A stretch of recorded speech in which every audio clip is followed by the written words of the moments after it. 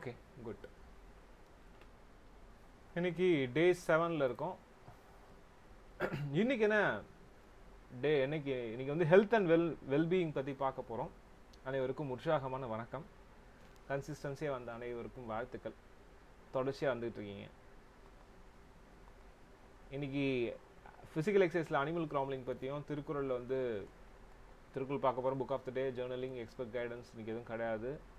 Installation வந்து Habitica install பண்ணாதவங்க பண்ணியிருக்காங்க. Goal fixing, discussion and app install. அது ஆப் இன்ஸ்டாலும் வந்து நம்மளுக்கு ஈஸியாக வருது. இன்ஸ்டால் பண்ணாமல் இருந்தீங்கன்னா இன்ஸ்டால் பண்ணிக்கோங்க. சரி, ஓகே. ஃபிசிக்கல் எக்ஸசைஸ் அப்படின்ற ஒரு விஷயம் வந்து லைஃப்பில் ரொம்ப இம்பார்ட்டண்ட்டான ஒரு விஷயம். ஏன் எல்லாருக்குமே தெரிஞ்சிருக்கோம், அதெல்லாம் நம்ம பிரச்சனையே கிடையாது.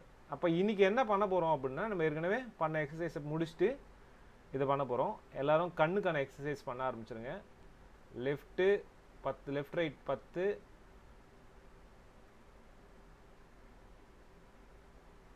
அப் and down 10,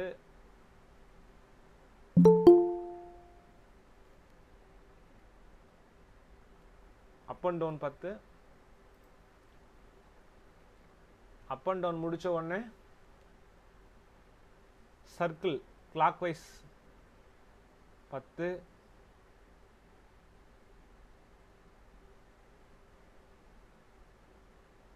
anti clockwise 10. புதுசாக வந்தவங்க தெரியல, ஒன்றும் பிரச்சனை இல்லை. நான் உங்களுக்கு வீடியோ அனுப்பி விட்றேன். நேற்று வீடியோ பாருங்கள்.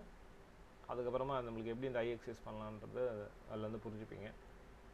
அப்புறம் டயக்னல் 10, டயக்னலில் 10 கவுண்ட்டு. ஆப்போசிட் டயக்னல்,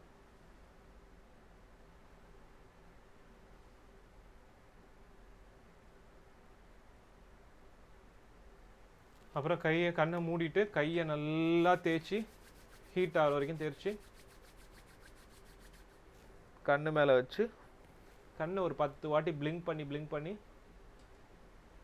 பாருங்க. ஸோ கண்ணுக்கான எக்ஸசைஸ் முடிச்சிருக்கோம். ஒரு நாளைக்கு வந்து இது 5 டைம்ஸ் பண்ணணும். எப்போல்லாம் சாப்பிட்றீங்களோ அப்போ பண்ணுங்கள். எப்போல்லாம் தோணுதோ அப்போ 2 வாட்டி பண்ணுங்கள். மொத்தம் உங்களுக்கு ஒரு 5 வாட்டி, 3 டைம்ஸ் நம்ம சாப்பிட்றதுக்கு முன்னாடி இந்த ஐ எக்ஸசைஸ் பண்ணிட்டுப்பாங்க. அது ஒரு மைண்ட்ஃபுல்னஸாகவும் இருக்கும். ஸோ கண் ரொம்ப முக்கியம். கண்ணுக்கான எக்ஸசைசஸ் முடிச்சாச்சு. இது ரிசல்ட் ஓரியன்டாக. என் ஃப்ரெண்டு இதை நான் நேற்று அந்த வீடியோ அமிச்சேன். என் ஃப்ரெண்டு இதை பார்த்து ஃபாலோ பண்ணி அவர் ஐசைட் இம்ப்ரூவ் ஆகிருக்கு. எக்ஸ்பீரியன்ஸ் வந்து ஒரு நல்ல ஒரு விஷயம் அது. அடுத்து நம்ம பண்ண போகிறோம், தோப்புக்காரணம் பண்ண போகிறோம். நேற்று 6 கவுண்ட், இன்றைக்கி 7வது நாள்னால 7 கவுண்ட், ஒரு கவுண்ட் எக்ஸ்ட்ரா இம்ப்ரூவ் பண்ணிக்கிறோம். ஸோ தோப்புக்காரணம் நம்ம எப்படி போடணும் நம்ம ஆல்ரெடி பார்த்துருக்கோம். உட்காரும் போது இன்னலேஷன், காற்று உள்ளே போயிட்டு வயிறு பெருசாகணும். எழுந்துக்கும் போது காற்று வெளியே விடணும். ஸோ வெளியே வரும்போது வயிறு வந்து இன்னலேஷன்லேருந்து பெருசாக வந்து சின்னதாகும். சரிங்களா? இதுதான் நம்ம பார்த்துட்ருக்கோம். காதை பிடிக்கும் போது லெஃப்ட்டு கை வந்து உள்ளே வரணும், உங்களுடைய செஸ்ட்டை தொட்டா மாதிரி. அதுக்கு மேலே வந்து ரைட் ஹேண்ட் வரும். அவ்வளோதான். இந்த 2 விஷயத்தை மட்டும் ஞாபகம் வச்சுக்கோங்க. தெரியாதவங்க கவலைப்படாதீங்க. டே 2 உடைய வீடியோ பாருங்கள். உங்களுக்கு அதில் வந்து எப்படி பண்ணணுன்ற விஷயம் சொல்லி கொடுத்துருக்கோம். ஸோ புதுசாக சுரேந்தர் ஆட் ஆகிருக்காது. ஓகே. ஸோ அந்த இப்போ போய்ட்டு எல்லாருமே தோப்புக்காரணம் போட்டு வருவோமா? ஸோ ஒரு இன்றைக்கி 7 கவுண்ட்டு முடித்த உடனே நீங்கள் நம்ம அடுத்த செஷனுக்கு போகலாம். ஸ்டார்ட். ஆரம்பிச்சிருங்க, பண்ணுங்க.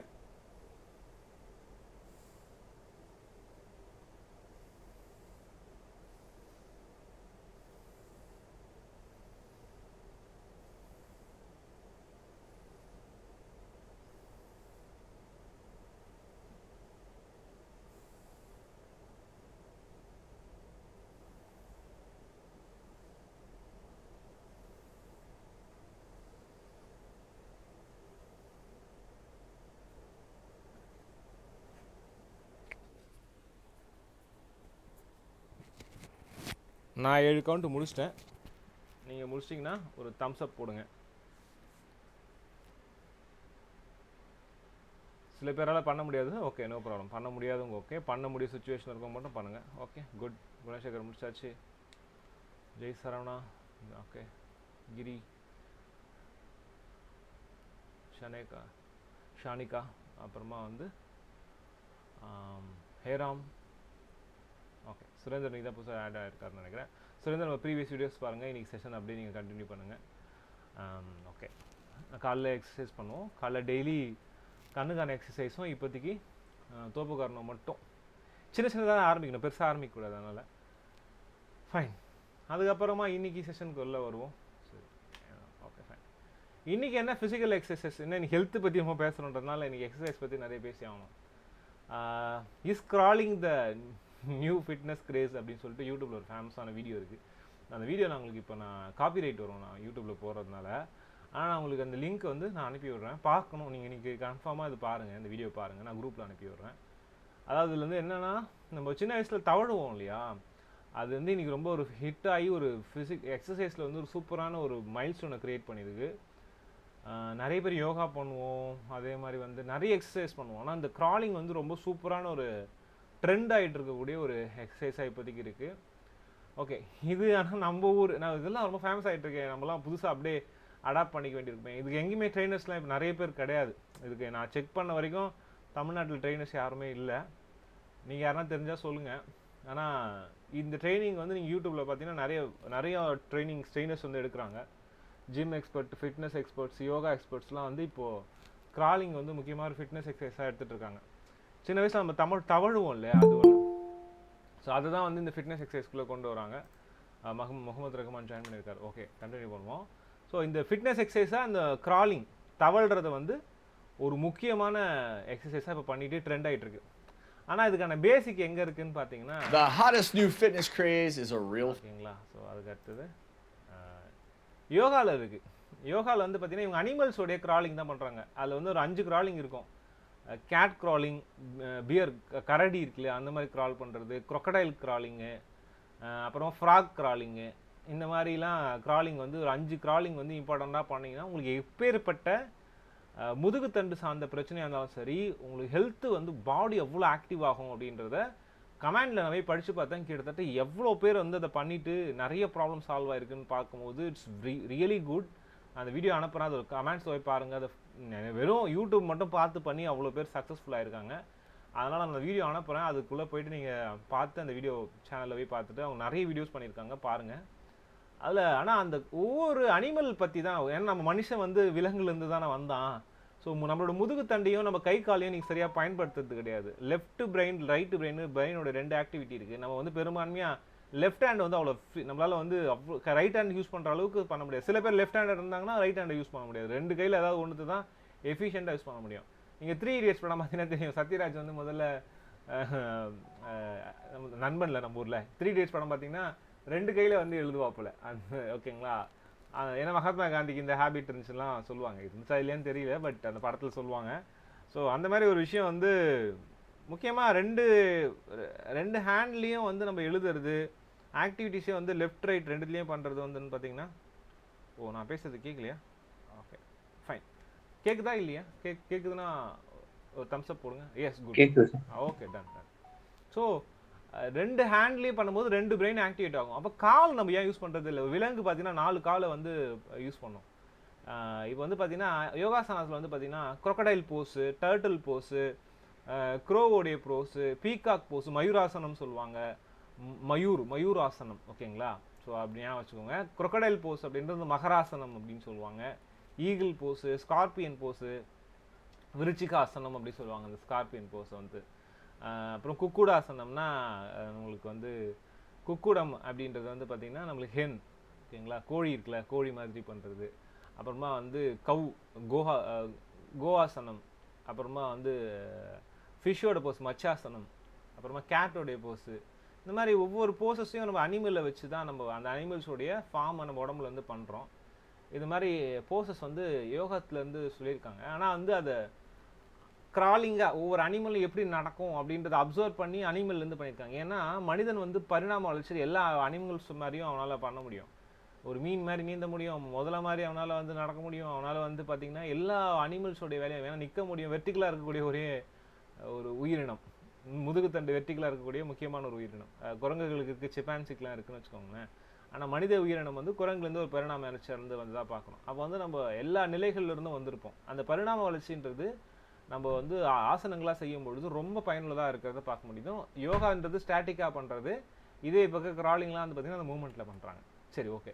இது வந்து யோகாவில் மட்டும்தான் இருக்கான்னு கேட்டிங்கன்னா கிடையாது. இது வந்து கும்ஃபு இருக்கு இல்லையா, முக்கியமான ஒரு ஃபைன் ஆர்ட். நம்ம வந்து ஒரு பெர்ஃபார்மன்ஸ் ஆர்ட்டில் வந்து பார்த்தீங்கன்னா கும்ஃபு வந்து சொல்லலாம். இட்ஸ் ஆர்ட்டும் கூட டிஃபென்ஸும் கூட, மார்ஷியல் ஆர்ட்ஸ் நம்ம சொல்லுவோம் இல்லையா, அதில் முக்கியமானது கும்ஃபு, ரொம்ப பழமையானதும் கூட. அதில் வந்து பார்த்தீங்கன்னா நார்த்தன் ஸ்டைல்ஸ்னு சொல்லுவாங்க, ஷாலின் கும்ஃபு அப்படின்னு இருக்குது. அதில் வந்து 8 அனிமல்ஸ் பற்றி ரொம்ப சொல்கிறாங்க. நீங்கள் படம்லாம் கும்ஃபு பண்டா படம் பார்த்தீங்கன்னா தெரியல, 5 அனிமல்ஸ் வரும். நீங்கள் அது தவிர அதில் வந்து பார்த்தீங்கன்னா உங்களுக்கு டிராகன் வாரியர் தான் நம்மளுடைய பாண்டா. ஸோ அப்புறமா வந்து மங்கி வந்து இருக்கும், கிரேன் இருக்கும், ப்ரேயிங் மேண்டிஸ் இருக்கும், டைகர் இருக்கும், ஸ்னேக் இருக்கும். இது போக எக்ஸ்ட்ராவாக ஈகிளும் லெப்பர்டும் நம்ம சேர்த்துக்கிட்டோம் அப்படின்னா கிட்டத்தட்ட நம்மளுக்கு 8 அனிமல்ஸ் வருது. ஒவ்வொரு அனிமலுக்கும் ஒரு கேரக்டரிஸ்டிக்ஸ் இருக்குது. அந்த ஸ்டைல்லேருந்து அவங்க கற்றுப்பாங்க. முக்கியமாக சரி, நான் ஃபிட்னஸ் வந்து நான் எடுக்கும்போது நான் வந்து ஸ்கூல் டைமில் வந்து நான் கும்ஃபு கற்றுக்கிட்டேன். கிட்டத்தட்ட ப்ளூ பெல்ட் வரைக்கும் நான் 10th ஸ்டாண்டர்ட்லேருந்து 12th படிக்கிற வரைக்கும் 2 வருஷம் நான் கற்றுக்கிட்டேன். அதில் வந்து நான் அந்த ப்ரேயிங் மேண்டிஸ் ஸ்டைல் அப்படின்றது நான் எடுத்துக்கிட்டேன். ஸோ ஆனால் வந்து நம்மளுடைய ஊரில் வந்து இந்த கும்ஃபுன்றது வந்து ஒரு மார்ஷியல் ஆர்ட்டாக தான் இருக்கே தவிர, இது வந்து ஒரு நம்ம பாடிக்கான ஒரு எக்ஸசைஸ் மீடியமும் கூட. அதில் வந்து பார்த்தீங்கன்னா நான் அதை பற்றி படிக்கும்போது நான் இந்த கிளாஸஸ்க்காக நிறைய படிக்க ஆரம்பித்தேன். அப்போ வந்து பார்த்தீங்கன்னா ரொம்ப ஏகப்பட்ட நல்ல விஷயங்கள்லாம் அதை பற்றி தெரிஞ்சுக்கிட்டேன். அது வந்து நீங்கள் மங்கி அப்படின்றது ஒரு வெர்சடைல் அண்ட் அஜிலிட்டி, கிரேன் அப்படின்றது ஒரு செல்ஃப் கண்ட்ரோலுக்கானது, பொறுமை சார்ந்தது வந்து ப்ரேயிங் மேண்டிஸ் அப்படின்றத நம்ம பார்த்தோம். ஸ்பீடும் பொறுமையும் ரெண்டுமே சேர்ந்துருக்கும் அதுக்கிட்ட. ஸோ ரெண்டுமே கான்ட்ரவர்சியானதாக ரெண்டுமே இருக்கும். பவர்னா டைகர், ஓகேங்களா. நம்மளோட சீன்னு சொல்லுவாங்க, சீ எனர்ஜின்னு சொல்லுவாங்க, நமக்குள்ளே இருக்கக்கூடிய இன்னர் எனர்ஜி, அது வந்து பாம்பு. ஸோ அது பேஸ்டாக இருக்கும். இந்த மாதிரி ட்ரைனிங்லாம் இருக்குது. ஒரு ட்ரைனிங்கை முடிக்கிறதுக்கே கிட்டத்தட்ட 10-15 வருஷங்கள் ஆகும் ஒரு ஸ்டைலில் முடித்து மாஸ்டர் ஆகிறதுக்கு. ஸோ இவ்வளோ ஸ்டைலில் நம்மளால் லைஃப்பில் பண்ண முடியாது. நம்மளுக்கு எது செட் ஆகுமோ அதை எடுத்துக்கலாம். எல்லா ஸ்டைலும் மாஸ்டர் பண்ணுறவங்க ரொம்ப ரேர். அப்போது இது வந்து சைனா, இங்கேருந்து பார்த்தீங்கன்னா போதி தர்மனோட கதைகள்லாம் பார்த்துருப்பீங்க. இங்கேருந்து போன ஒரு கலைகள் தான். இங்கே கலரியிலேருந்து பல விஷயங்களாக இருந்துச்சு. நம்ம இந்தியாவுக்கும் சைனாவுக்கும் பல தொடர்பு இருந்துச்சு. அதில் வந்து இந்த கும்ஃபு இன்னைக்கு வரைக்கும் சர்வே ஆயிருக்க ஸ்கில் இங்கேருந்து அங்கே போய், பட் யார் ஆரம்பித்தாங்கன்றது பெரிய விஷயமா நம்ம எடுத்துக்காமல் அந்த ஸ்கில்லை கற்றுக்கலாம், ஓகேங்களா. இப்போ யோகாக்கும் இதுக்கும் பார்த்தீங்கன்னா இந்த அனிமல்ஸோடைய காமன் கனெக்ஷன் இருக்கிறத பார்க்கலாம். சரி, அதில் தான் இருக்கான்னு அப்படின்னு பார்த்தீங்கன்னா நம்ம ஊரில் வந்து பார்த்தீங்கன்னா வேறு லெவலில் இந்த விஷயம் இன்றைக்கும் இருக்குது. அதாவது வந்து கிராலிங், அந்த வீடியோலாம் பாருங்கள். நம்ம ஊரில் வந்து புலி ஆட்டம் அப்படின்னு ஒரு ஆட்டம் இருக்குது. அதில் வந்து பார்த்தீங்கன்னா இந்த வீடியோ ஒன்று இருக்கும், நான் உங்களுக்கு அப்புறம் அனுப்பி விட்றேன். இப்போ போட்டிங்கன்னா காப்பி ரைட் வரும், அதனால் நான் அதை போடல. ஸோ இந்த வீடியோ உங்களுக்கு அனுப்பி விட்றேன். அது வந்து பார்த்தீங்கன்னா ஒரு ஆள் இப்போ இந்த இருக்கார் பார்த்தீங்கன்னா, ஒரு பல்லில் வந்து அந்த குடத்தை கடிச்சிக்கிட்டு இந்த வாக்கை பண்ணுவார். ஸோ நம்ம ஊரில் வந்து நம்ம பாரம்பரியமாக பல காலமாக இந்த புலியாட்டம் அப்படின்றது வந்து இருந்துகிட்ருக்கு. இதில் அந்த கிராலிங் தான் நம்ம பண்ணிக்கிட்டு இருக்கோம். அப்போ ஆட்டம்ன்றது நம்ம ஊரில்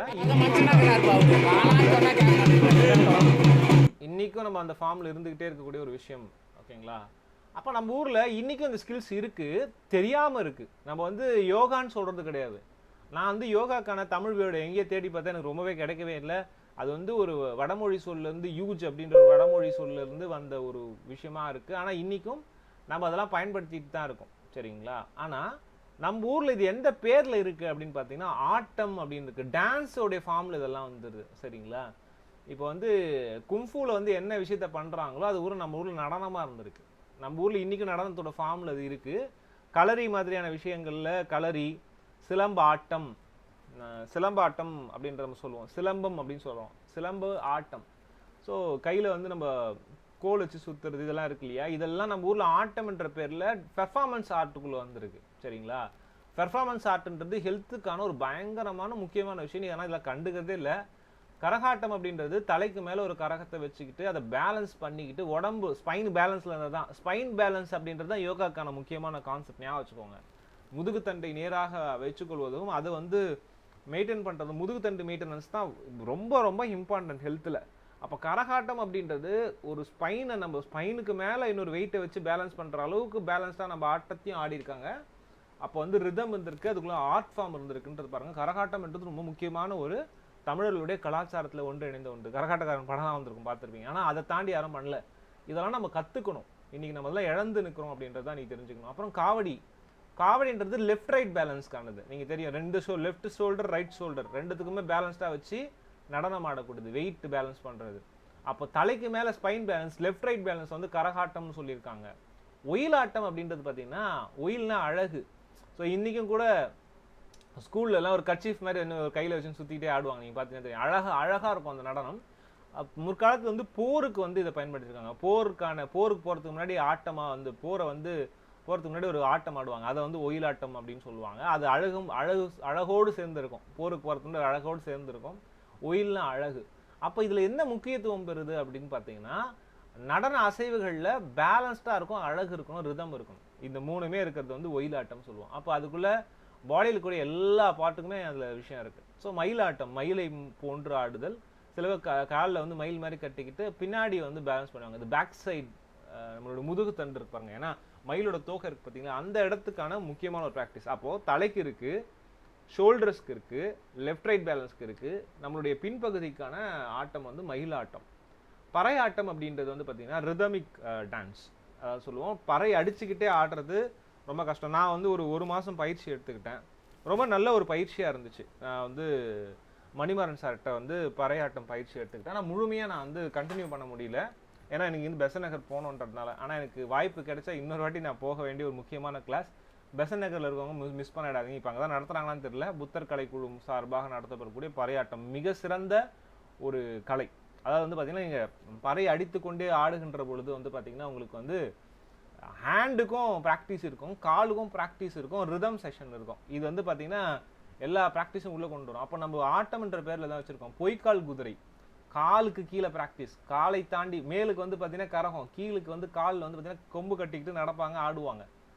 அப்போ எவ்வளோ ஒரு ப்ராக்டிசஸ் இருந்திருக்கு. புலி ஆட்டம்ன்றது கிராலிங். நம்ம இன்னைக்கு தான் இந்த கிராலிங் யோகான்னு சொல்கிறோம். இதெல்லாம் கிராலிங் யோகா, கிராலிங் எக்ஸசைஸ்லாம் சொல்கிறோம்.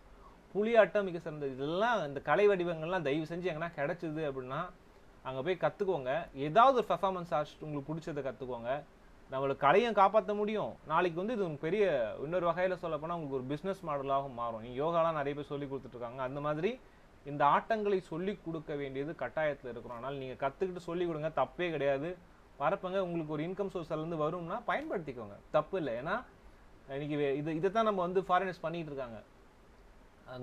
வேணுங்களுக்கு காசு கெடுக்கலாம், அந்த விஷயம் காணாமல் போயிடும். அப்படிதான் ஆயிடுது இல்லையா? அதனால இந்த மாதிரி விஷயங்கள்லாம் தேடி கண்டுபிடிச்சி யாருன்னா எடுக்கிறாங்கன்னா தயவு செஞ்சு கற்றுக்கோங்க. வருங்காலத்தில் இதெல்லாம் தேடுவாங்க, அப்போ கிடைக்காம போகலாம். அதனால நீங்கள் வந்து இந்த விஷயங்களை மிஸ் பண்ணாமல் பயன்படுத்திக்கோங்க. சரி, அடுத்ததா if you look at the most popular தான் சொன்னேன் 5 அனிமல் வாக்ஸ் அப்படின்றது வந்து இவர் பண்ணியிருக்காரு. ஒவ்வொரு அனிமல்ஸ், இந்த பியர் கிராலிங்கு, அப்புறம் கேட் கிராலிங்கு, ஏப் மனித குரங்கு மாதிரி பண்ணுறது, அப்புறம் crocodile கிராலிங், இதெல்லாம் இந்த வீடியோவில் இருக்குது. இதோடைய கமெண்ட்ஸ் பார்த்தேன், வேறு லெவலில் இருக்குது. இதோட கமெண்ட்ஸ் எல்லாமே பார்த்துட்டு பயன்படுத்தினவங்க எல்லாமே ரொம்ப நல்லா இருக்குது. இதை ப்ராக்டிஸ் பண்ணி பாருங்கள். நான் இந்த வீடியோ அனுப்புகிறேன். இது வீட்டிலேருந்தே நீங்கள் ப்ராக்டிஸ் பண்ணலாம். ஸோ இது வந்து இன்றைக்கி எக்ஸசைஸ் செஷனில் புதுசாக எடுத்துப்போம். இந்த கிராலிங் வந்து ரொம்ப உடம்பு பயனுள்ளதாக இருக்குது. நம்மளுடைய ஆட்டங்களையும் சேர்த்து கற்றுக்கோங்க. ஸோ அதுதான் முக்கியம். கேட் எப்படி நடக்கும்ன்றது வந்து கேட் கிராலிங் நான் அந்த வீடியோவில் இருக்குது. நான் உங்களுக்கு லிங்க் சென்ட் பண்ணுறேன், இதெல்லாம் பாருங்கள். அப்புறமா பியர் கிராலிங் வந்து இந்த வீடியோவில் சொல்லித்தராங்க. ஸோ இதெல்லாம் பெஸ்ட் வீடியோஸ் நான் பார்த்து உங்களுக்கு செலக்ட் பண்ணி வச்சுருக்கேன். crocodile கிராலிங் இதெல்லாம் ஒரு 1 minute தான் வரும். ஸோ வந்து அந்த வீடியோஸ்லாம் பார்த்து நம்ம இன்றைக்கி பயன்படுத்தி, இந்த செஷன் முடிஞ்ச உடனே அந்த வீடியோஸ் பார்த்து டைம் கிடைக்கும் போது பயன்படுத்தி பார்த்துக்கோங்க. சரிங்களா? நம்ம செய்கிற எக்ஸசைஸ் கூட சேர்த்து இந்த கிராலிங்கும் கற்றுக்கோங்க. ரொம்ப பயனுள்ளதாக இருக்கும். சரியா? ஓகே. அடுத்து ஃப்ராக் ஜம்ப்பு, ஃப்ராக் மாதிரி ஜம்ப் பண்ணுறது, அப்புறம் கிராப் கிராலிங், நண்டு மாதிரி நடக்கிறது. ஸோ இது வந்து 6 வகையான கிராலிங். இந்த 6 கிராலிங் பண்ணிங்கன்னா உங்களுடைய எல்லா மசில்ஸும் ஆக்டிவேட் ஆகிடும். ஒன்று. ரெண்டாவது, உங்களுடைய பிரெயின் பயங்கரமாக ஆக்டிவேட் ஆகும். பிரெயின் எக்ஸசைஸ்லாம் சொல்லுவாங்க. இது வந்து கிராலிங் வந்து பிரெயின் எக்ஸசைஸ்க்கு. ஏன்னா குழந்தை வந்து நம்ம முட்டி போடுதுன்னு சொல்லுவோம் இல்லையா, தவழுதுன்னு அப்படின்னு. அங்கேருந்து அதோட பிரெயின் செஷன் வந்து வளருது அப்படின்னு சொல்கிறாங்க. ரொம்ப பயனுள்ளதான இருக்குமா கிராலிங். இன்றைக்கி வந்து கிராலிங் அப்படின்ற புது செஷன் பார்த்துருக்கோம். அது போக யோகா செஷன்ஸ் வந்து தீபிகா நம்மளுக்காக நடத்த போகிறாங்க. இந்த கன்சிஸ்டன்சி வந்துச்சுன்னா நம்ம அடுத்தடுத்த கோர்சஸ் எதெல்லாம் ஃப்ரீயாக கிடைக்குமோ அந்த கோர்சஸ் எல்லாமே அட்டன் பண்ணி கற்றுக்கோங்க. ஸோ அவ்வளோதான். முடிஞ்ச வரைக்கும் எல்லா வகையான கோர்சஸையும் தேடி கொடுக்க பார்க்குறேன். நானும் கூட இந்த சிலம்பாட்டம், மயிலாட்டம், ஒயிலாட்டம் இந்த மாதிரி விஷயங்கள் எதுனா யாருன்னா மாஸ்டர் கிடைச்சாங்கன்னா டெஃபினெட்லி நான் உங்களை இன்ட்ரடியூஸ் பண்ணுறேன். முடிஞ்ச வரைக்கும் ஃப்ரீ கிளாஸஸ் வந்து கண்டக்ட் பண்ண முடியுதான்னு அவங்ககிட்ட கேட்டு பயன்படுத்தி பார்க்குறேன். வேறு யாருன்னா காண்டாக்ட் இருந்தாலும் தாங்க. நேற்று செஷன் பார்க்கும்போது தான் எனக்கு ஐடியா வந்துச்சு. வேறு யாராவது இதை பண்ணணும் அப்படின்னு நினச்சிங்கன்னா தாராளமாக பண்ணுங்கள். உங்களுக்கு தெரியும்னாலும் சொல்லிக் கொடுங்க. மினிமம் காஸ்ட்டு, ஒர்க் போகிறவங்களுக்கு காஸ்ட்டில் சொல்லிக் கொடுங்க, பசங்களுக்கு ஃப்ரீயாகவே சொல்லிக் கொடுங்க. ஏன்னா யங் ஜென்ரேஷன் தான் நம்மளுக்கு வந்து அடுத்த தலைமுறையை தூக்கி நிறுத்த போகிறாங்க. ஸோ அவங்களுக்கு இந்த விஷயத்தெலாம் முடிஞ்ச வரைக்கும் ஃப்ரீயாக கொடுங்க. ஓகே இன்றைக்கி திருக்குறள் செஷனுக்கு வருவோம். இன்றைக்கி எக்ஸசைஸ் பற்றி நிறைய பேசிட்டோம். கிட்டத்தட்ட நம்மளுக்கு டைம் 6:22. சரி, ஓகே, இன்றைக்கி திருக்குறளுக்குள்ளே வருவோம். திருவள்ளுவர் மருந்துன்னு ஒரு அதிகாரமே வச்சிருக்காரு. நம்ம படிக்க வேண்டிய ஒரு அதிகாரம். ஆனா மருந்தை பத்தி இன்னைக்கு நம்ம மருந்து என்ன வரும் ஞாபகம் வந்து ஊசி மாத்திரை 2 விஷயம் ஞாபகம் வரும். ஆனா அது வந்து நம்ம அலோபதிக் மெடிசன் சொல்றோம். அதுக்கப்புறமா அக்குபஞ்சர் மெடிசன்ஸ் இருக்கு ட்ரெடிஷ்னல்ல, ரொம்ப பழங்கால மெடிசன்ல சித்த வைத்தியம் இருக்கு, ஆயுர்வேதம் இருக்கு, யுனானி இருக்கு, ஏகப்பட்ட மருத்துவம் இருக்கு. எல்லா மருத்துவமும் வந்து என்ன பண்ணுது, நோயை குணமாக்க முயற்சி பண்ணுது. ஆனா வள்ளுவர் வந்து மருந்துன்னு ஒரு அதிகாரம் வச்சுட்டு அதில் மாத்திரை மருந்து எதை பற்றியும் பேசியிருக்கவே மாட்டார். ஒரு அழகான ஒரு திருக்குறள், ரொம்ப பயனுள்ளதான ஒரு திருக்குறள். மருந்தென வேண்டாவாம் யாக்கைக்கு அருந்தியது அற்றது போற்றி உனின். அதாவது வந்து உண்ட உணவு செரித்த பின்ன மருந்தென வேண்டாம். யாருக்கு மருந்தே வேண்டாம், மருந்தே வேண்டாம்ப்பா அப்படின்றாரு. மருந்தே உனக்கு தேவைப்படாது. எப்போ அப்படின்னா நீ சாப்பிட்டல, உனக்கு பசிச்சு சாப்பிட்ட அப்படின்னா உனக்கு வந்து மருந்தே வேண்டாம். அருந்தியதுன்னா சாப்பிட்டது, அற்றது அப்படின்னா நம்ம வயிற்றுல இருந்து அது அற்றது, அந்த எனர்ஜி வந்து அந்த எனர்ஜி வந்து காலி பண்ணிடுச்சு. பசி வந்து எடுத்து உங்களுக்கு அந்த சாப்பிட்ட எனர்ஜி வந்து கம்ப்ளீட் ஆயிடுச்சு அப்படின்னா மறுபடியும் பசிக்கும். அருந்தியது அற்றதுன்னா மறுபடியும் பசிக்கும். நீங்கள் சாப்பிட்டது வயிற்றுலேருந்து தீந்து போச்சு அப்படின்னா என்ன ஆகும், எனர்ஜியாக மாறிடுச்சு அப்படின்னா என்ன ஆகும், மறுபடியும் பசிக்கும். போற்றி உனின்னு ஒரு சொல்கிறாரு. போற்றி அப்படின்னு சொல்கிறாங்க. போற்றினா நம்ம என்ன சொல்லுவோம், சாமி பேர்லாம் சொல்லும் போது கூட போற்றி போற்றின்னு சொல்லுவோம். மன்னர்களோட பேர் சொல்லும் போது போற்றி போற்றின்னு சொல்லுவோம். அது மட்டும் இல்லாத போற்றுதல் அப்படின்னா அந்த பெனிஃபிட்ஸை அனுபவிச்சு அதை தொடர்ச்சியாக பண்ணக்கூடியதுன்னு வச்சுக்கோங்களேன். எப்போ நம்ம போட்டுருவோம், இது சூப்பராக இருந்துச்சுப்பா இட்லி, அந்த கடையில் செம்மையாக இருந்துச்சு, நம்ம சொல்ல போற்றுதல். அது நீங்கள் அனுபவிச்சு பார்த்துருக்கீங்க, நல்லா இருக்குது, போட்டுறீங்க. அதனால் அதை போற்றி சாப்பிட்ணும். அப்போ அழகா இந்த மருந்து பசிச்சு சாப்பிட்டா உடம்பு எப்படி இருக்குது தெரியுமா அப்படின்றத அதை அனுபவிச்சு, அந்த அனுபவிச்சதை போற்றி அதுக்கப்புறம் சாப்பிட்டோம் அப்படின்னா அது தொடர்ச்சியாக பண்ணோம்னா உடம்புக்கு நோயே வராதுன்றார். பிரச்சனை என்னென்னா பசிக்காமல் நம்ம அதிகமாக சாப்பிட்றது தான். சில நம்மளுக்கு பசின்ற உணர்வே இருக்காது. நம்ம ஏன்னா அந்த அப்படைட்டுன்றது சின்ன வயசில் நமக்கு வந்ததே கிடையாதுன்ற மாதிரி சில பேர் போட்டுக்கிட்டே இருப்பாங்க. 24 hours ஏதாவது ஒன்று போட்டுக்கிட்டே இருந்தோன்னா பசிக்கவே பசிக்காது. சரிங்களா? அதனால் வந்து எக்ஸசைஸ் பண்ணி பசிக்க ஆரம்பித்து பசி வந்து ஒரு இப்போதைக்கு ஒரே ஒரு இலக்கு வச்சுக்கோங்க. மாதத்தில் 2 நாளாவது நல்ல பசியில் சாப்பிடுங்க. குறைஞ்சபட்சம் நான் உங்களுக்கு எதுவுமே சொல்லலை, எல்லாராலும் முடிஞ்சு சொல்கிறேன். 2 நாள் ஏதாவது ஒரு நாள் வச்சுக்கோங்க. வீட்டில் இருக்க நாளாக இருக்கணும், அது முக்கியம். அதனால் சண்டேஸ் இருந்ததுன்னா பெட்டர். அதனால் நீங்கள் என்ன பண்ணுங்கள், லீவ் நாள் கிடைக்கும்போது ஃபாஸ்டிங் இருங்க, சாப்பிடாதீங்க, எக்ஸசைஸ் நிறைய பண்ணுங்கள். அப்போ பசிக்கும். நல்லா பசித்த உடனே கபன்னு நல்லா பசிச்சு, ஆஹா இதுக்கப்புறம் சாப்பாடு பக்கத்தில் இருந்தால் கை வந்து ஆட்டோமேட்டிக்காக போகிற அளவுக்கு பசிக்கணும். அந்த அளவுக்கு பசிச்சு சாப்பிட்டு பாருங்கள், அந்த ஹேபிட் உங்களுக்கு ஃபார்ம் ஆகிடும். மாதத்தில் 2 நாள் ஆரம்பிங்க. அப்புறமா கொஞ்சம் கொஞ்சமாக கிராஜுவலாக இன்க்ரீஸ் பண்ணி பசிச்சு சாப்பிட்ற ஹேபிட் கொண்டு வரலாம். நம்ம வேலைக்கு போகிறதுனால நம்மளால் வந்து பசிச்சு சாப்பிட்றத டைமுக்கு கொண்டு வரது கஷ்டம். அதனால் வந்து அந்த ரிதம் கொண்டு வரதுக்கு கொஞ்சம் டைம் ஆகும். இப்போதைக்கு வீட்டில் இருக்கும்போது பயன்படுத்திக்கலாம். சம்மர் ஹாலிடேஸ் இருக்குது, தயவு செஞ்சு டைம் கிடச்சுன்னா தாராளமாக யூஸ் பண்ணிக்கோங்க. பசிச்சு சாப்பிட்றது ஒன்று. அதுக்கு அடுத்தது நம்ம லைஃப் டைமுக்கு பசிச்சு சாப்பிட்ற அளவுக்குலாம் நம்மளுக்கு டைம் இருக்காது. நம்மளுக்கு ஆஃபீஸில் 3 மணிக்கு பசிக்கும், நம்மளால் போய் சாப்பிட முடியுமா? நம்மளால் வெளியே போக முடியாது இருக்கும். காலையில் நம்ம எழுந்துக்கிற டைம் வேறு ஒன்றா இருக்குது, நைட்டு தூங்குற டைம் வேறு ஒன்றா இருக்குது. எப்போ பசிக்கணும் உடம்புக்கே தெரியாத அளவுக்கு மறந்து போச்சு. யார் ஒருத்தர் ரிதமில் இருக்காங்களோ அவங்களுக்கு தான் காலையில் எப்போ எழுந்து எத்தனை மணிக்கு சரியாக தூங்குறாங்கன்ற ஸ்லீப்பிங் பேட்டர்ன். இத்தனை மணிக்கு எழுந்துக்கிறேன், இத்தனை மணிக்கு தூங்குறேன், டெய்லி பண்ணுறேன், 48 days பண்ணிட்டேன் அப்படின்னா உங்களுக்கு வந்து ஆட்டோமேட்டிக்காக பசியிலேருந்து எல்லாமே கரெக்டாக நடக்கும். இதை பற்றிலாம் ஏன் நம்ம பார்க்க போகிறோம். அப்போ அதெல்லாம் நடக்கணும் அப்படின்னா நம்ம என்ன பண்ணணும், ஃபஸ்ட்டு இது பண்ணலாம். இந்த மாடல் பற்றி ஒர்க் அவுட் ஆகாது. ஏன்னா நீங்கள் எல்லாமே கரெக்டாக நடந்தால் தான் கரெக்டாக இருக்கணும். கரெக்டான ஃபிசிக்கல் எக்ஸசைஸ் இருக்கணும், ஒரே அளவு வேலை செய்யணும், ஒரு நாளைக்கு அதிகமாக வேலை செய்யக்கூடாது, ஒரு நாள் குறைஞ்சி வேலை செய்யக்கூடாது. இதெல்லாம் பொறுத்து பசி மாறும். அப்போ நீங்கள் அதிகமாக வேலை செஞ்சால் அதிகமாக பசிக்கும், டைம் மாறும். அப்போ நீங்கள் எல்லாமே ரிதமாக இருந்துச்சுன்னா இந்த பேட்டர்ன் ஒத்தாகும். இப்போ வாழ்க்கை முறையில் நம்ம அப்படி இல்லையே. அப்போ என்ன சொல்கிறாரு வள்ளுவர், என்ன சொல்கிறாரு, இதுதான் வந்து செக்லிஸ்ட்டாக சொல்கிறாரு.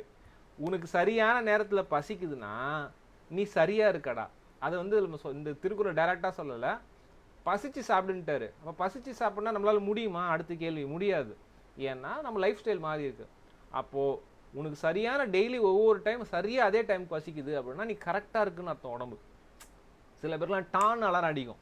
கரெக்டாக சாப்பிட்றதுக்கு ஒரே கரெக்ட் டைம் சாப்பிட்றவங்களுக்கு கரெக்டாக பசி எடுக்க ஆரம்பிச்சிடும். ஏன்னா அது ஒரு ப்ராக்டிஸ். அப்போ அதையும் வந்து நீங்கள் ப்ராக்டிஸ் பண்ணிக்கலாம். டெய்லி நம்ம ஸ்கூல்லலாம் பார்த்தீங்கன்னா லஞ்ச் ஹவர்னு பெல் அடிப்பாங்க. ஸ்கூல்லலாம் கரெக்டாக இருக்கும் ஹெல்த். ஏன்னா அந்த லஞ்ச் ஹவர் 1/2 hour போவோம், சாப்பாடு கொண்டு வருவோம், சாப்பிடுவோம், வந்துடுவோம். அடுத்த நாளுக்கு அலாரம் அதே டைமுக்கு அடிக்கும், பாடி ஃபிட் ஆகிடும். சாப்பாடு சாப்பிட்டு கரெக்ட் டைம் டைம் ஆகிடும். அதுவும் கரெக்டான ஒரு விஷயம். டைமுக்கு சாப்பிடுங்கன்னு சொல்லிட்டு டாக்டர்ஸ் அதுதான் சொல்லுவாங்க. பசிச்சு சாப்பிடுங்கன்னு வந்து நிறைய டாக்டர் சஜஸ்ட் பண்ண மாட்டாங்க. ஏன்னா இன்றைக்கி இருக்க காலகட்டத்தில் அது பாசிபிளான்னு தெரியாது. அப்போது நம்ம இதெல்லாம் ஸ்கூலுக்கு போகிற மாதிரி கரெக்ட் டைம் போகிறதில்ல, கரெக்ட் டைம் வரதில்ல. அப்போ இந்த மெத்தட் ஒர்க் அவுட் ஆகுமான்னு சொல்ல முடியாது. ஆனால் நீங்கள் ப்ராப்பர் டைமிங்குள்ளே வந்துட்டிங்கனாலும் பெட்டர். ஸோ ஏதாவது ஒரு டைம் வச்சுக்கோங்க, அந்த டைமில் கரெக்டாக சாப்பிடுங்க. அப்போயும் உங்களுக்கு வந்து பசிக்கும், பசித்த பிறகு சாப்பிடுங்க. ஸோ வந்து இந்த ப்ராக்டிஸ் 2வது ப்ராக்டிஸ். அப்புறம் வேலை அதுக்கேற்ற மாதிரி செய்யணும். பசி எந்த அளவுக்கு இருக்கோ அதுக்கேற்ற மாதிரி வேலை செய்யணும். ஓவராக வேலை செஞ்சிங்கனாலும் ஓவராக பசிக்கும்.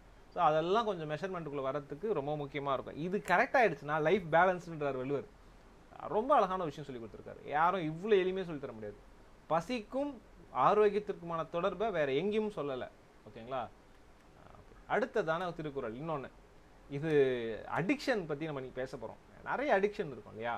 அந்த அடிக்ஷன் பற்றி வள்ளுவர் அழகான ஒரு குறள் சொல்லியிருக்காரு. சூது அப்படின்ற ஒரு அதிகாரம் 931வது குறள். வேண்டற்க வேண்டினும் சூதினை வென்றதுவும் தூண்டிற்பொன் மீன் விழுங்கற்று. மீன் விழுங்கி அற்று. வேண்டற்க வேண்டிடனும்.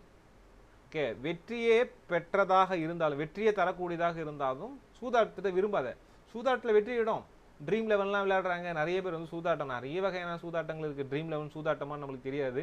ஏன்னா அது வேற இப்போ வந்து சூதாட்டமாக இல்லைன்னே சொல்லிட்டு நம்ம ஊரில் டிவைட் பண்ணிட்டு இருக்காங்க.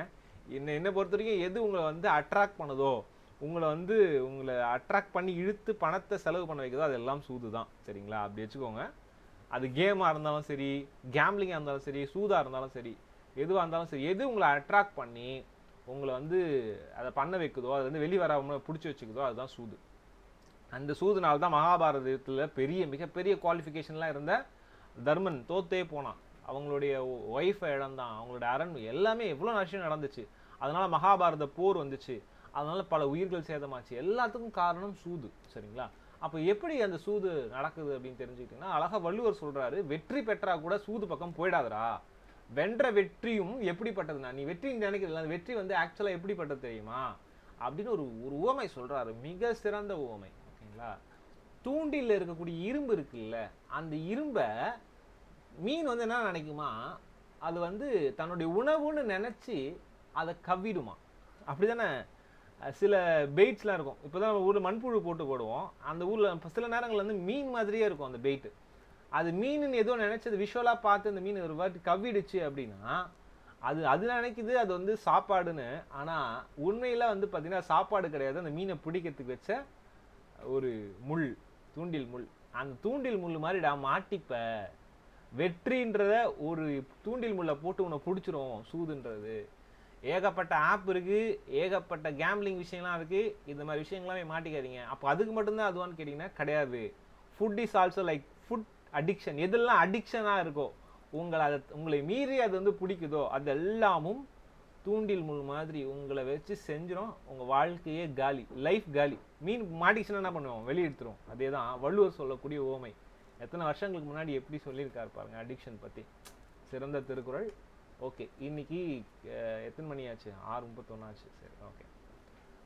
இது வரைக்கும் நான் சொன்ன வரைக்கும் புரிஞ்சுதுன்னா ஒரு தம்ஸ் அப் போடுங்க. பரவாயில்ல, தொடர்ந்து கேட்டுட்ருக்கீங்க. Good thing, super, nice, fine. அடுத்தது புக் ஆஃப் தி டே. அவுட்லீவ்னு ஒரு புத்தகம். மிக சிறந்த, அதாவது வந்து ஹெல்த் புக்லேயே வந்து டாப் புக் இது அப்படின்னு சொல்லலாம். So rethinking medicine to live better longer. ஓகேங்களா? இதுதான் அந்த கோட்டு. இவரோட வந்து பீட்டர் அட்டையா அப்படின்னு சொல்லி இவர் வந்து இந்த புக்கை எழுதியிருக்காரு. இந்த புக்கை எதை பற்றிலாம் பேசுதுன்னு பார்த்தீங்கன்னா, explore strategies for extending life span and improving health.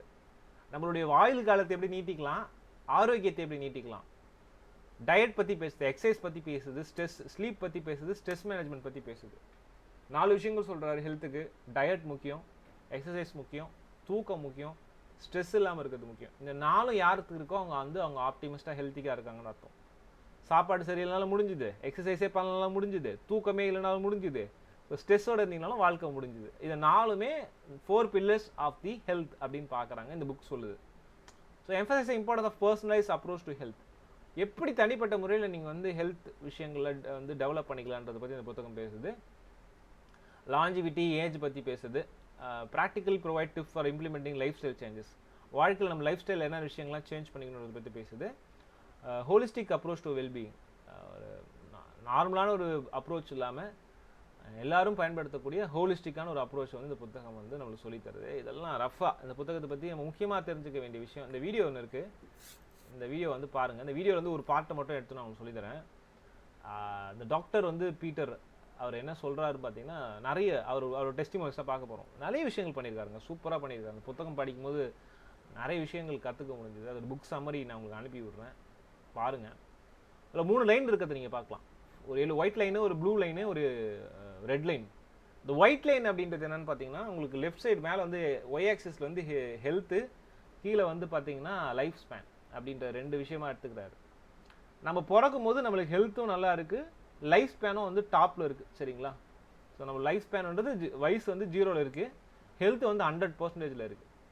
அப்புறம் வயசாக வயசாக வயசாக அது குறைஞ்சிக்கிட்டே வந்து கடைசியில் வந்து பார்த்திங்கன்னா ஒரு எக்ஸ் ஆக்சிஸில் முட்டும் போது நம்மளுக்கு ஏதோ ஒரு வயசில் வந்து லைஃப் முடிஞ்சிருது சுத்தமாக. லைஃப் முடியும் போது மட்டும் பார்த்தீங்கன்னா லைஃப் ஸ்பேனில் வந்து பார்த்தீங்கன்னா ஹெல்த் கம்மியாகிட்டே வரதை நீங்கள் பார்க்கலாம். கிராஜுவலாக ஹெல்த் கம்மியாகிட்டே வரதை நீங்கள் பார்க்கலாம். எந்த மனுஷனாக இருந்தாலும் இப்படி தான். சரி, வந்து ஒயிட் லைன். இப்போ ப்ளூ லைன் என்ன சொல்லுதுன்னு பார்த்தீங்கன்னா, உலகத்தின் தலை சிறந்த மருந்துகள். நோட்டீஸ் பாயிண்ட் இவரான உலகின் தலை சிறந்த மருந்துகள் சாப்பிட்டா ஹெல்த் எப்படி இன்க்ரீஸ் ஆகுதுன்னு பார்த்தீங்கன்னா கொஞ்சம் தான் ஆகுது. பார்த்தீங்கன்னா அது வந்து மருந்து மூலியமா பண்ணுறது, மெடிசன்ஸ் மூலியமா பண்ணுறது. அப்போது அந்த டாக்டர் சொல்கிறாருங்க, மெடிசன் சாப்பிட்டீங்கன்னா வந்து பெருசாலாம் உங்கள் லைஃப்பில் வந்து பெருசாக ஹெல்த்தை கொண்டு வந்துட முடியாது. கடைசியில் பாருங்கள், கொஞ்சம் சாக கடக்கக்கூடிய தன்மையில் ஒரு வருஷங்களை ஒரு 5 வருஷம் இன்க்ரீஸ் பண்ணுறாங்க. இது தான் பண்ணுது மெடிசன். அப்போ நம்ம இன்னைக்கு இவ்வளோ கண்டுபிடிச்சிட்டு இருக்கோம் மெடிசன்ஸ், இதெல்லாம் என்ன பண்ணுது கடைசி காலகட்டத்தில்? ஆனால் ஹெல்த் இருக்கான்னு பாருங்கள். ஹெல்த் கர்வில் பாருங்கள், ஒய் ஆக்சிஸில் உங்களுக்கு இது இம்ப்ரூவ் ஆயிருக்கணும், இல்லை, பெருசாக இல்லை. ரெட் கலர் கர்வ் இருக்குது பாருங்கள், அதுதான் நம்ம கற்றுக்கணும்னு சொல்கிறாரு. அந்த வீடியோ பார்த்தீங்கன்னா உங்களுக்கு நல்லா தெளிவாக புரியும். ரெட் கலர் கர்வ் தான் நம்ம பண்ண வேண்டிய விஷயம். அது என்னென்னா லைஃப் டைம் சேஞ்சஸ். என்னென்னலாம் பண்ணுன்றதுக்கு நிறைய எக்ஸ்ப்ளனேஷன் இருக்குது. நீ ஒரு நாளில் முடியாது. இது மட்டுமே கிட்டத்தட்ட ஒரு 300 நாள் 1 இயர் கோர்சஸ் வந்து அவர் நடத்திக்கிட்டு இருக்காரு. பாட்காஸ்ட் இருக்குது, ஃப்ரீ பாட்காஸ்ட் போய் கேளுங்க. ஒரு நாள்லாம் கிடையாது, ஒரு நாளைக்கு 1.5 மணி நேரம். இதில் எத்தனை பேர் பயனடைகிறாங்க நம்ம டெஸ்டிமோனியல்ஸ் பார்க்க போகிறோம். கிட்டத்தட்ட ஒரு நாளில் முடிக்கிற விஷயம் இல்லை. ஆனால் அதுக்கான விஷயங்கள்லாம் அவர் கொடுக்குறாரு. ரொம்ப நல்ல ஒரு மனிதர். ஏன்னா அவ்வளோ விஷயங்கள் கொடுத்துருக்காரு ஃப்ரீயாக சொசைட்டிக்கு. ஓகேங்களா? அவ்வளோ விஷயங்கள் எழுதியிருக்காரு, சொல்லியிருக்காரு. நல்ல ஒரு புத்தகம், படிக்க வேண்டிய ஒரு புத்தகம். ஆரோக்கியம் பற்றி நாம் கட்டாயம் படிக்க வேண்டிய ஒரு புத்தகம் இது, சரிங்களா?